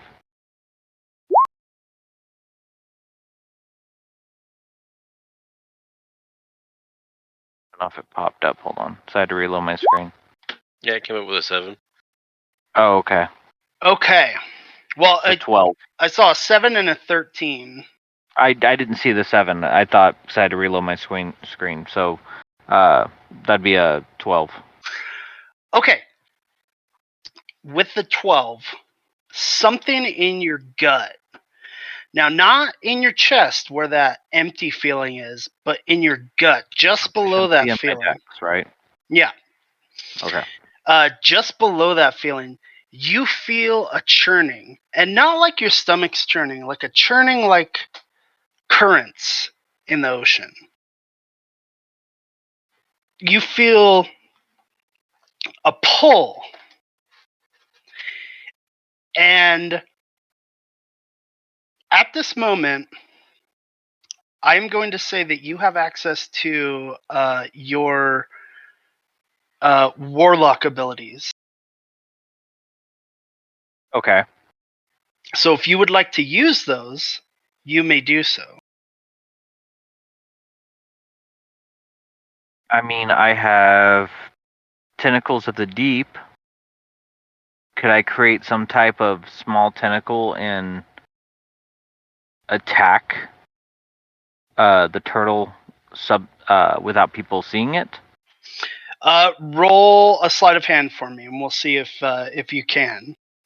Now, keep in mind if you do badly on on this, people are probably going to see some magic happening, and they'll be very scared.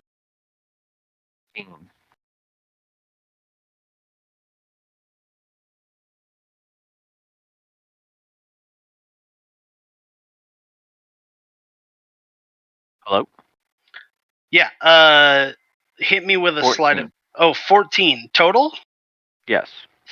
Okay. 1 second. I just have to do this. Okay. That was a 5, and we'll give everybody pretty average perceptions. So they do not see what you do. You manage to make little teeny tendrils under the turtle, and they start like grabbing at and like tickling at his undercarriage and his legs a little bit, and he does not like that one bit. And he drops the like the carrot that he's chewing on at the moment, and he just turns and runs back towards the guy, which basically destroys all of his progress that he's made at this point. And after a second, your spell kind of vanishes, and he has to start again. So I look over at Tanizan and I go, I think I just did magic. What are you talking about? I gotta throw up, and I run past him. That was odd.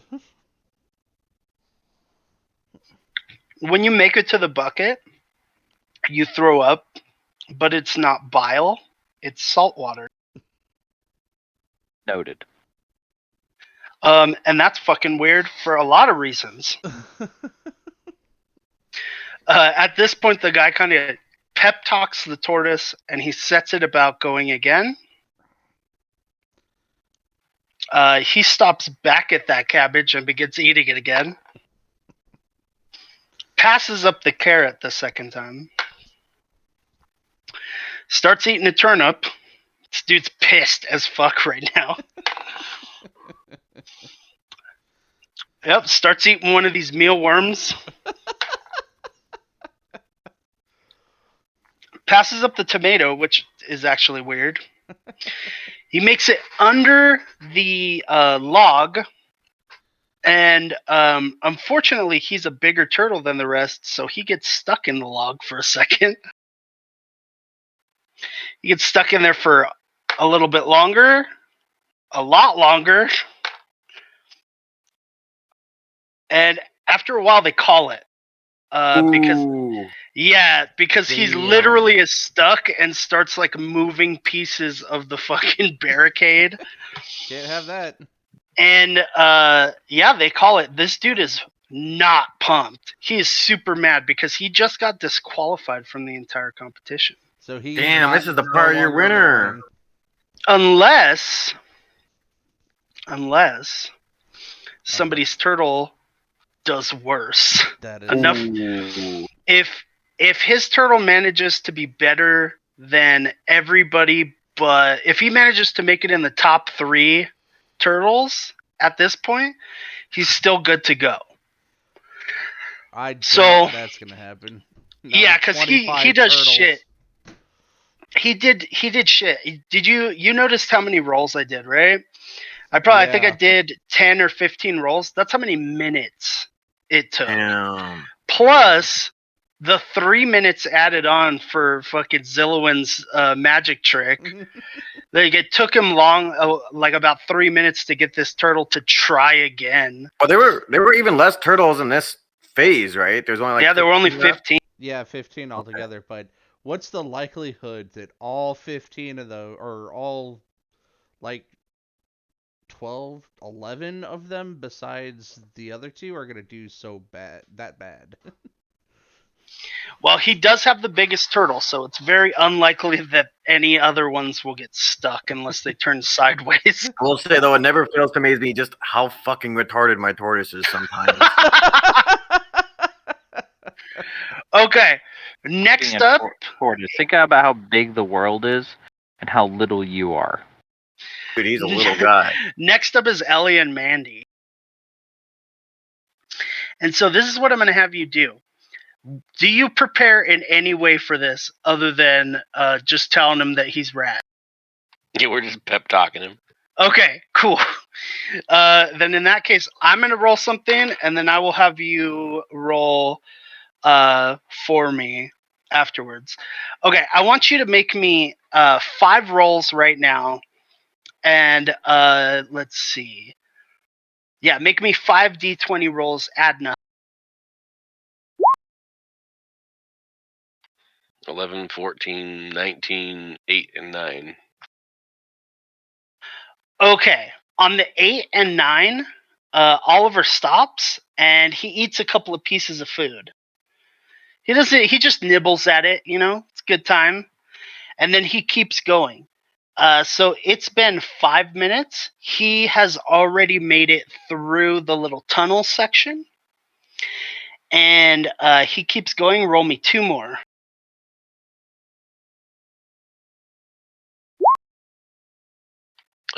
5 and 9. Okay, he stops again. And so he is now up to 7 minutes. And I'm going to make a...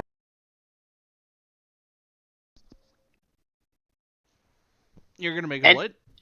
I made a roll. And he goes past the rest of the food.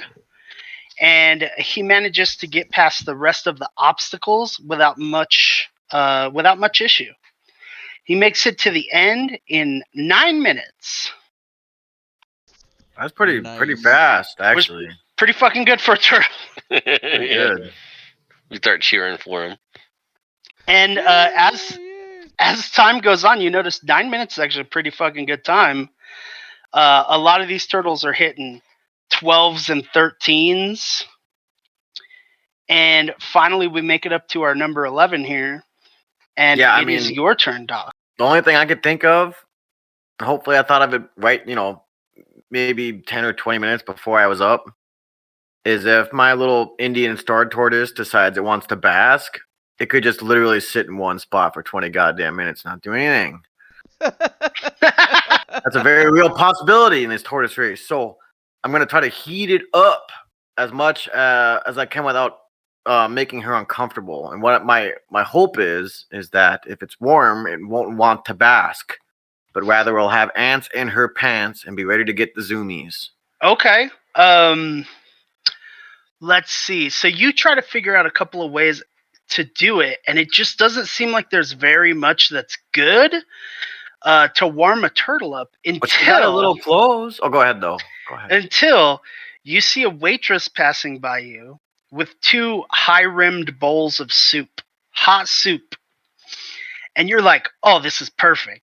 So you just grab those bowls, and you put a bowl on either side of the turtle. Okay. And she sits in there like, oh, yeah. Oh, yeah. This is the good stuff. Now, the issue is, how warm does she get? So roll me a d20. 5. Okay, she gets warm, but she's not hot, but you're not sure if she's warm enough. Okay. When they call your name. Well, I mean, better than nothing. Time to go. Let's see what she does.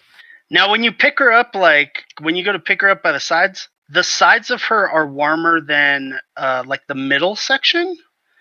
So perhaps it will radiate in, but we'll see. Only time will tell. Now, roll me 5 rolls like I had Riku do. 5 d20s? Yeah, add nothing, just d20 roll. You see them? 6, 16, 11, 11, 17. Oh, shit. Okay, so you start to get worried as right out the gate she starts chomping on some of that, we'll say it's celery this time. And she eats it. And she eats like part of a stalk, and then she seems like she's done with it, and she starts going. She makes it past the next 4 obstacles in good time. You're at 4 minutes at this point. Ooh. Now, roll me another 2. 12-2. Ooh. So the 12's good. She makes it through the tunnel. But when she comes out of the tunnel, she sits down.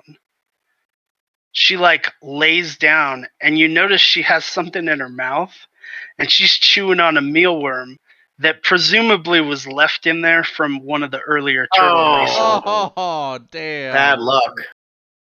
And she eats that fucker for a cool minute.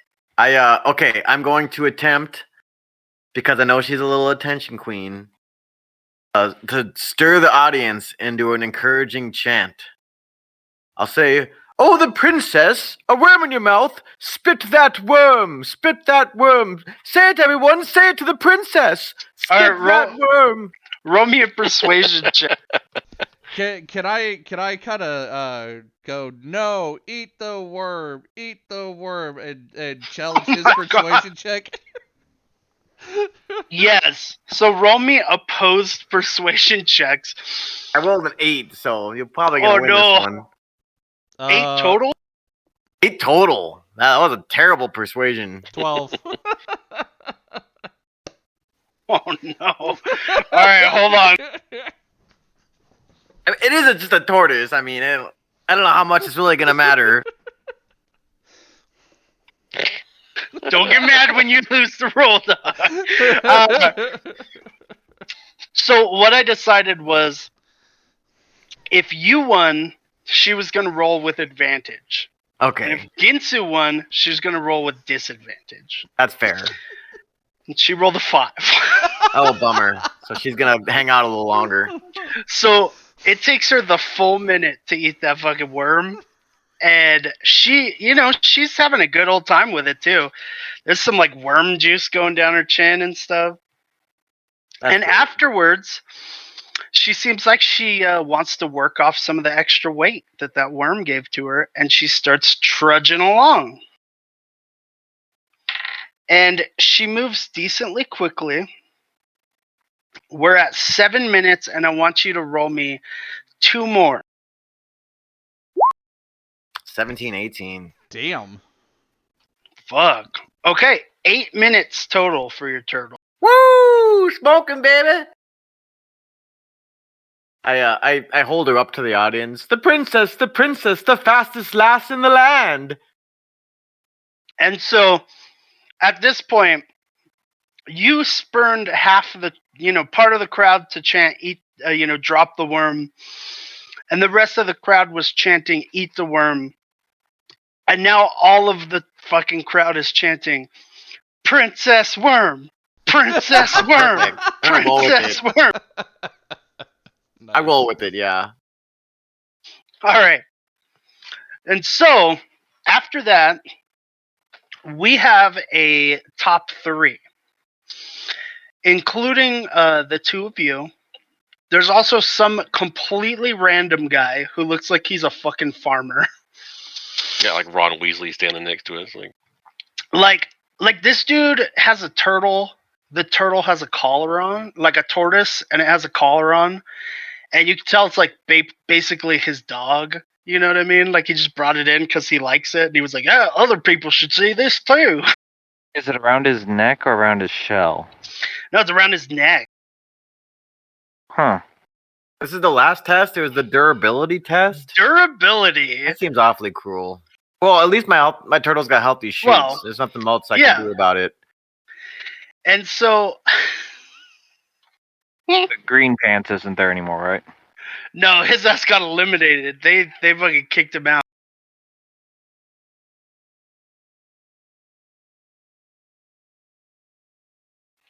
Okay. So, what we're going to do here is, let's see. Give me just a sec.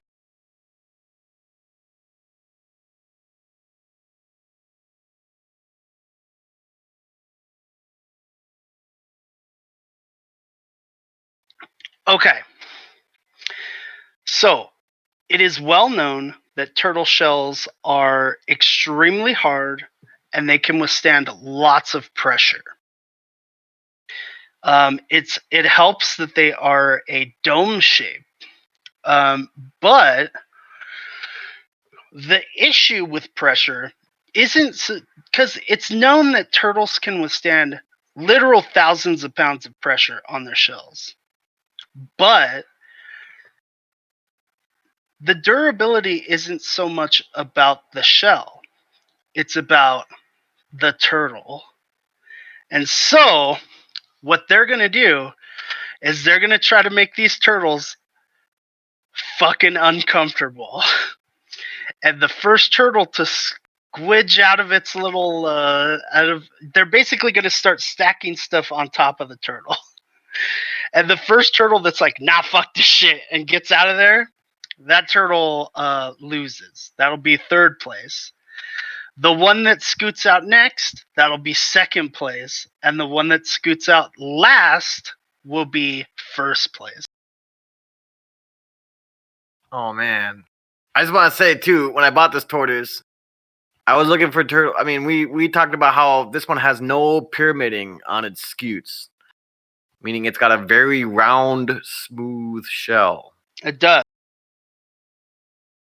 There wasn't anything else I could say about this challenge. I mean, how do you know? Right. I guess the best case scenario is if it falls asleep and doesn't, but doesn't Okay. give a shit. Now, is there anything that you guys are going to do? You have a little bit of time beforehand. Is there anything you guys can do or feel like doing before this this section of the tournament begins? I'm gonna see if you want some of the. Can I say that I have some of the cake that Ginsu got me? That Zillow. Wait, which one is that? Talizar. Sure. Talizan. Did I have some of that left? I'm gonna start seeing if to feed it to the turtle. And if not, Gonna you can stuff just 'em get up. some. Yeah, you just get some from the people there. Okay, so you just kind of feed him a bunch of fucking sugar, like processed sugar. The turtle's like, all right. It's got a little sugar frosting mustache on. Now, unlike the last challenge, this challenge happens all at the same time. Oh, okay. So I'm gonna prep too then. So Yes.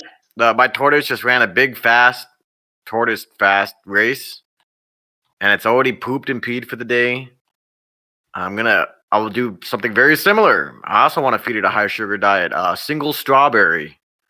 I'm hoping it'll be time for bedtime. Okay, so it eats a strawberry. It eats the whole thing. It takes the first bite, and then it like looks at you like, "What is this? I never had this shit before." And then it eats the whole goddamn strawberry. Oh, does the princess like sweets? Would you like some more? Let's see if it wants any more. Like she was like mass produced in some dude's fucking farm, and so she's never really had really super de duper good food. She's had fine food, but not really really good food. Oh yes, princess, eat to your heart's content. As many strawberries, blueberries as you can stomach. Please, And some watermelon, some cannon, anything the princess wants. We'll say that she eats a whole strawberry, and she eats some like cantaloupe and a couple bites of cantaloupe and a little bit of watermelon. Perfect. And afterwards, bed now. She's a little glazy. Yeah, that's what I want. Oliver is also glazed the fuck out right now, and I mean that literally and in both sense. Not only does he have glazed over eyes, but he is covered in frosting. Don't worry, it just glazed me. Oh man, that's great. And of course, his owner is like a 7-year-old girl, so she sees nothing wrong with this. That's awesome. You notice that the other guy also has a large tortoise, like a desert tortoise, but it's not quite as big as the first dude's or quite as gruff or powerful. but it's like a really long-necked tortoise. It currently has its face in a bowl of either the dirtiest water you've ever seen or beer. Oh. And I'm pretty sure it's beer. We got a drunk tortoise on our hands. I don't think they can puke. I think our boys just got to deal with being drunk. They're just gonna have bubblies going on. You're gonna not be comfortable. Gonna be farting, yeah. And so the turtle crushing begins. So first they begin by measuring the turtle. And basically they have different sized they almost look like tables, but they're rounded on the inside. That they set on top of the turtle. It's got a flat top so that they can put stuff on it to weigh down the turtle. Okay? That doesn't count towards the weight. It just is what it is. Now, next they put a book on the turtle. They put a couple more books on the turtle. They're pretty big books too. So you can tell that they're a little bit heavy.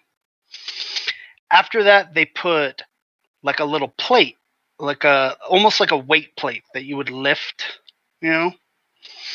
At this point, all the turtles are like, "Oh, I don't know about this stuff."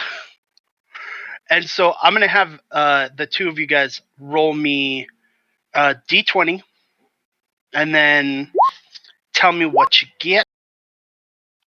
I got a 19. Okay, and this guy gets... Okay, so all of you are still in the game. After this, let's see. After that weight plate, they put... Let's see here. There we go. After the weight plate, they put a flat like warhammer on top, sideways. And I would like everybody to roll again. Oh my god, can I try to get the crowd behind me? Oh no. Hey, I'll just roll it. I'll just roll it. Oh god. 10. Okay, the two of you are still in the competition. But this fucking turtle, it seems like this tortoise, it seems like it starts getting uncomfortable. And it shifts, and unfortunately it shifts just enough to where all the stuff falls off of its back. And it starts walking away, and you begin to hear a very tiny turtle farting sound. Because that turtle drank a bowl of beer. That's awesome. So, congratulations, you've made it to the top two. You are now fighting against each other. No way. Damn. And Very nice. I can't believe we made it to the finals. also, congratulations, because you both at this point will be getting the benefit of your your pregame, your prep, which is from this point forward, your turtles seem to be not particularly worried about the amount of weight that's on their back because they're both high as fuck. They're not high as fuck, but they're They're tie. They're tie. And both of them, they're not standing on their back or on their legs anymore. They're just kind of like splayed out. And so from this point forward, you guys will be rolling with advantage. No way. Damn. Yeah. So the next thing that they put on your turtle shell, they put a cauldron, which is full of liquid. Now, Jesus Christ. they clear all the other stuff off first, and then they place the cauldron on the little plate thing on the back of their shell. And it is now your guys' turn to roll. These are not only are these are like cauldrons full of water, so they're not particularly hot or cold. They're just kind of room temperature, but they are fucking heavy.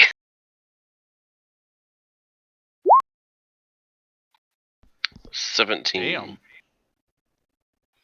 All right. 17. Ooh, Damn. okay.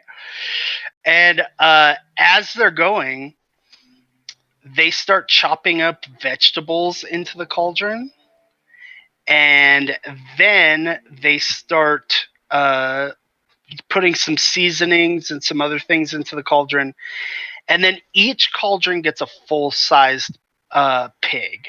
Oh God. Jesus Christ. Fucking hell. Dude, a tortoise weighs like 4 pounds. Oh my Well, God, dude. it's all relative to the size of the tortoise. So, Oliver is probably a little bit bigger than your turtle, so, his stuff is a little bit bigger. But once again, roll me with advantage. Oh shit. Oh God, 5. I got a nat 20. Oh, Oh no. Oh, no. you're gonna feel like a real shithead when you beat Oliver. I'll tell you what. Oliver, Sorry, sorry. when they dump the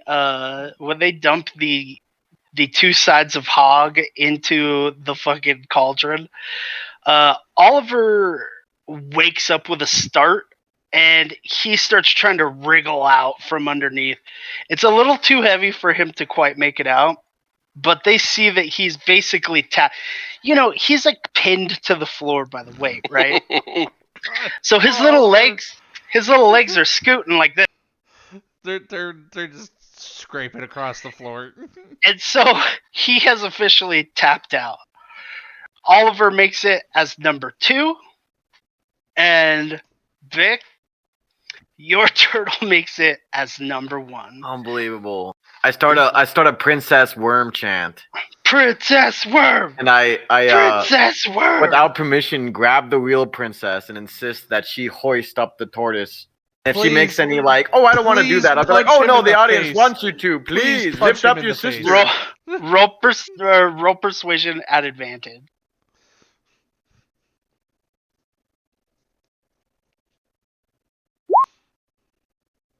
Damn. 20. She sighs, and she holds the tortoise up. Awesome. She's gonna knock this guy. This went exactly how I hoped it would. Now, each of you, the farmer, Ellie, and Julian, are presented with little trophies. They are of varying sizes. The first one's about yay big. The second one is about double the size, and then the last one is about a foot tall. They are wood. They are iron, and they are bronze.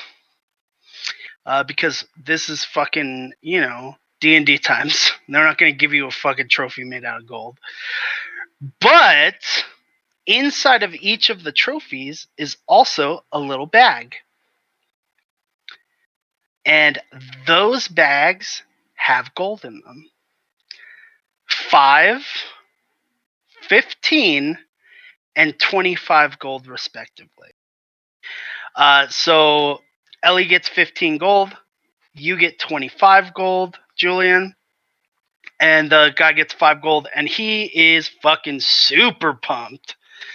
He's pumped Dude, as fuck. 5 gold is enough to last him for like 3 years. He's super pumped because he just came here for free food, and he happened to have a tortoise anyway. Uh-huh. So you might as well do the thing. Yeah. And then him and his tortoise just got fucked up together and had fun doing little turtle fest shit. And he got 5 gold out of it. He got 5 gold out of it.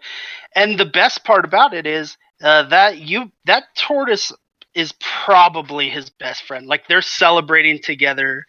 They're very excited. He's like, "You did it, buddy. You did it. Oh, goodness, I'm so glad I named you, buddy. It was the perfect name." I'm clapping for the farmer because he's all happy about this shit. And Ellie's also really excited. She's like, "Yay, Oliver, 15 gold! I can't believe it! We can almost buy Daddy's medicine with this. He probably won't die now. Yay! I'll Oh my pat god. I'll pat Ellie on the head and go, I'll give you the 10 extra gold so you can get what you need. We did it! This fucking simp is giving us the rest of the gold. Yay! Really? No, I'm just 5-year-old. kidding with- Fucking hell, man. You realize she's been a 40-year-old halfling this entire time. Jesus Christ. No, she's super pumped and she gives you a giant hug and she goes, "Thank you, Mr. Talizar. Thank you. You're welcome. Daddy's gonna live. We can keep raising pigs now. Yay! I can't wait until Hogfest." I'm actually gonna take note. I'm actually gonna take note of this this kid's name so that I can give her father's name to my sister as a producer of hogs, of meat. For your notes, write it down. It's Ellie Arandi. Arandi? Yeah, Arandi. Yeah, I have Ellie down. I didn't know her last name. Well, you said you're taking note of her Yeah. name, so I'm assuming you asked her whole name Oh this yeah, time. definitely. What's her last name? Arandi, Arandi. Okay. All right. Now, everybody's cheering, everybody's pumped. I'm scowling at Julian. People are cheering. They're offering everybody drinks. Here's a drink for you. Eat drinks. Everybody drinks. Turtle Fest. Yeah, I started cheers to the princess, to the princess. May she remain healthy, strong, and wise. And a turtle, some guy in the back says. And everybody kind of cheers to that, and to the princess, and most of them are facing the actual princess. Wait, not the turtle. Yeah. But some of them are facing the turtle.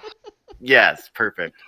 And to the princess, to Turtle Fest, yay! And people start knocking back drink. Nice. And at this point, those two cauldrons are taken away. And you start smelling this really nice, like, pork soup in the back cooking. Because they ain't gonna fuck around. They're gonna use that fucking cauldron full of soup, dog. I do ask Ellie what her father's name is. Kaiden. Kaiden. Kaidin. Alright. Den. Oh, Den, sorry. And so everybody starts drinking. And at this point, the clock chimes. There's a clock in here, like a grandfather clock, which is very rare to see. They're actually extremely expensive. And it's probably only because Turtle Fest exists that this guy's able to afford one of these. Probably. And it chimes. And when it does, I would like everybody to make me 2 saves. The first one, I would like a wisdom save. Does it matter if I'm unconscious under a table? No. Okay. And no, that's not a nat 20.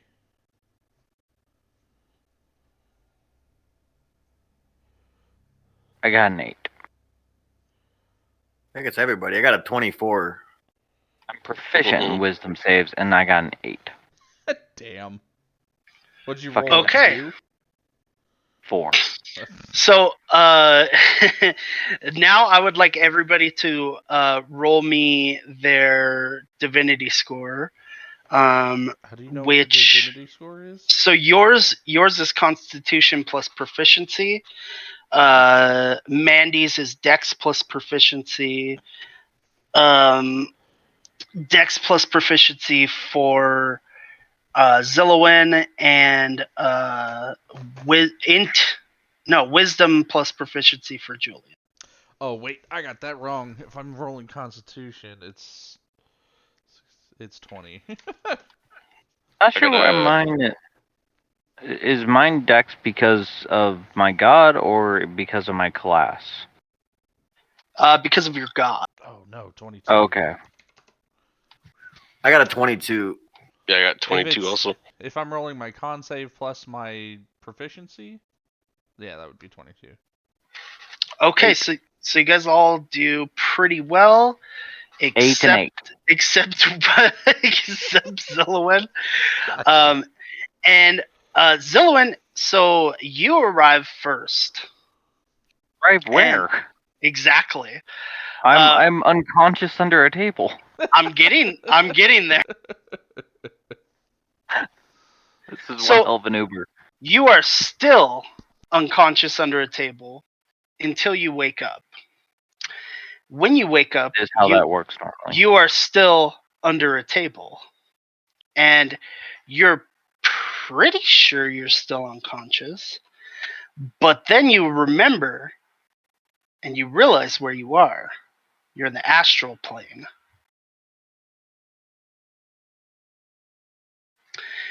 And it's a few seconds later before the rest of these guys pop in. Zillowin, you cannot feel your body at this point. You are just laying under this table. You can see, you can move your head, but you feel incredibly weak. Everybody else, you are now in the astral realm. You see each other as their divinities, like we did before.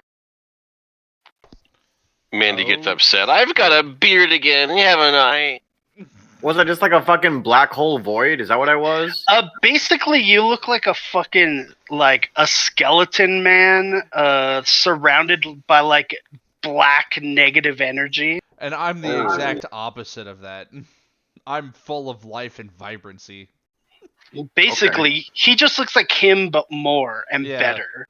Oh, okay. Like all of my features are sharpened and heightened.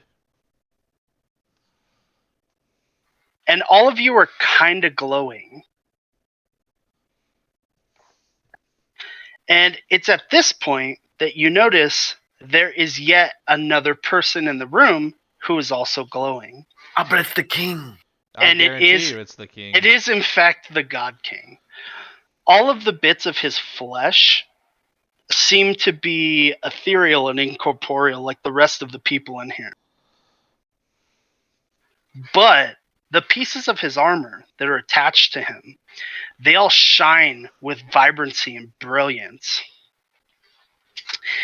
And it's almost too bright to see.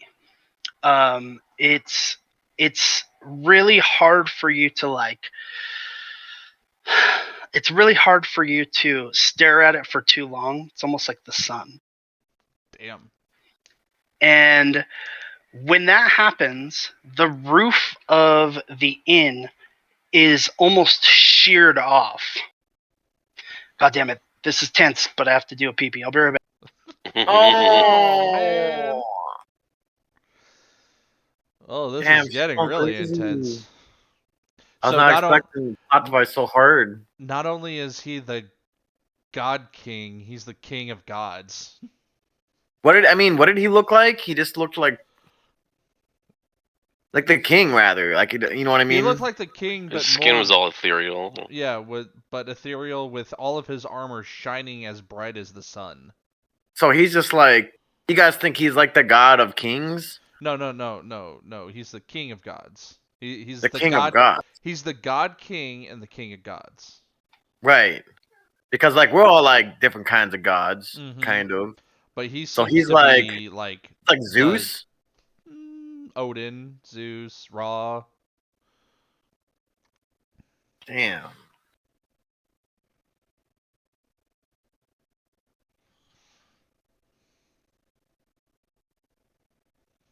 Hey, buddy.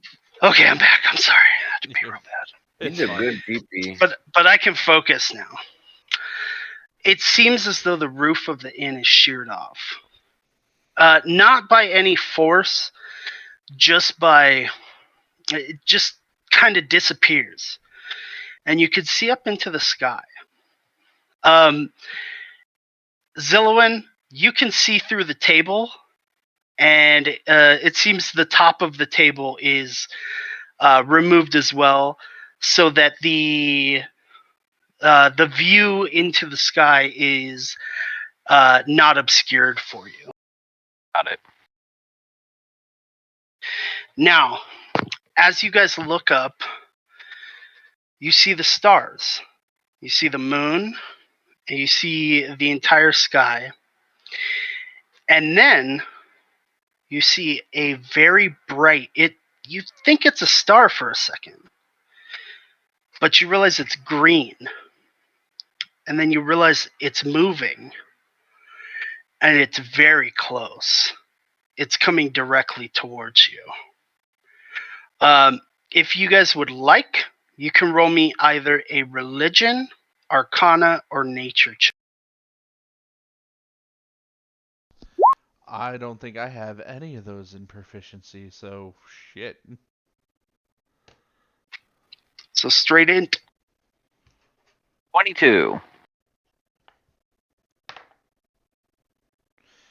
9. For religion. I got a 16 in religion. Okay. All of mine are 2, so pick your poison. It's still 9 regardless. Okay. So 2 of you. So a 16 and a 22. With the 16, you recognize that is a comet. And it's a comet that has come past this planet, or past this world before. It hit, the last time it came by was just before the Gods' War. And a comet very similar to this green streaked comet was what landed the first strike in the Gods' War. Zillowin, you know that first strike was landed by Ogun, the god of the earth. He pulled a celestial body of earth from the sky, and he used it to crash down on the city of Ani in a direct attack against Zavan, the god that made the armor that the God King currently wears. You also know that it was one hell of a hit, and it really weakened him. And he took almost the full force of it so that he could save the city. God King. Not the God King, but the god that made him the God King. Oh I know who damn, that Papa is. God. Yeah, Zavan. The god of man and aspiration.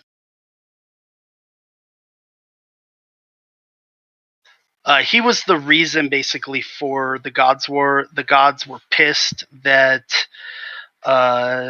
he had gained pretty much so much a hold on the mortals of the realm, and Ogun specifically was kind of pissed, and a few of the gods, and he was like, "Fuck this guy! He's not even a real god. He just was birthed out of nothing from the minds of men." If you recall, when the millionth human was born in Ani, Zavan was that millionth child, and he immediately ascended to godhood. Damn. Damn. It's like the American dream. Hoping he's gonna win the lottery someday. You see a face in the comet, and then you hear a voice. Man, travel, knowledge, beasts, ocean, vitality, death. I am coming. I will claim your powers for my own. I will destroy you, and there is nothing you can do about it. And then, Come at me, bro. like a snap, you all wake up aware and in a very quiet tavern as everybody around is staring at you. Alright. I'm gonna say we call it here because this is a tense moment, and I do have to get going. Sounds good to me. Damn, so everybody knows that we're like kind of magic and stuff. Well, that happened in the astral realm. But when I said you all wake up on the ground. We all fainted, basically. I wonder So- if that's including we the king astral too. projected. So all of you, including the king, just basically fucking passed out as your souls were ripped into the astral realm. Mm-hmm. Damn. Okay, so I'm gonna wake up, and I'm guessing my hangover is gone. But does anybody associate me with them, considering I was already asleep under the table, or am I not associated? As far as you know, no, because you are just a dude under a table. There's a couple of those right now. We all were standing and then fainted. But We I was were like the under queen the of the table, tortoise passed out ball. already. Yeah, like especially Julian.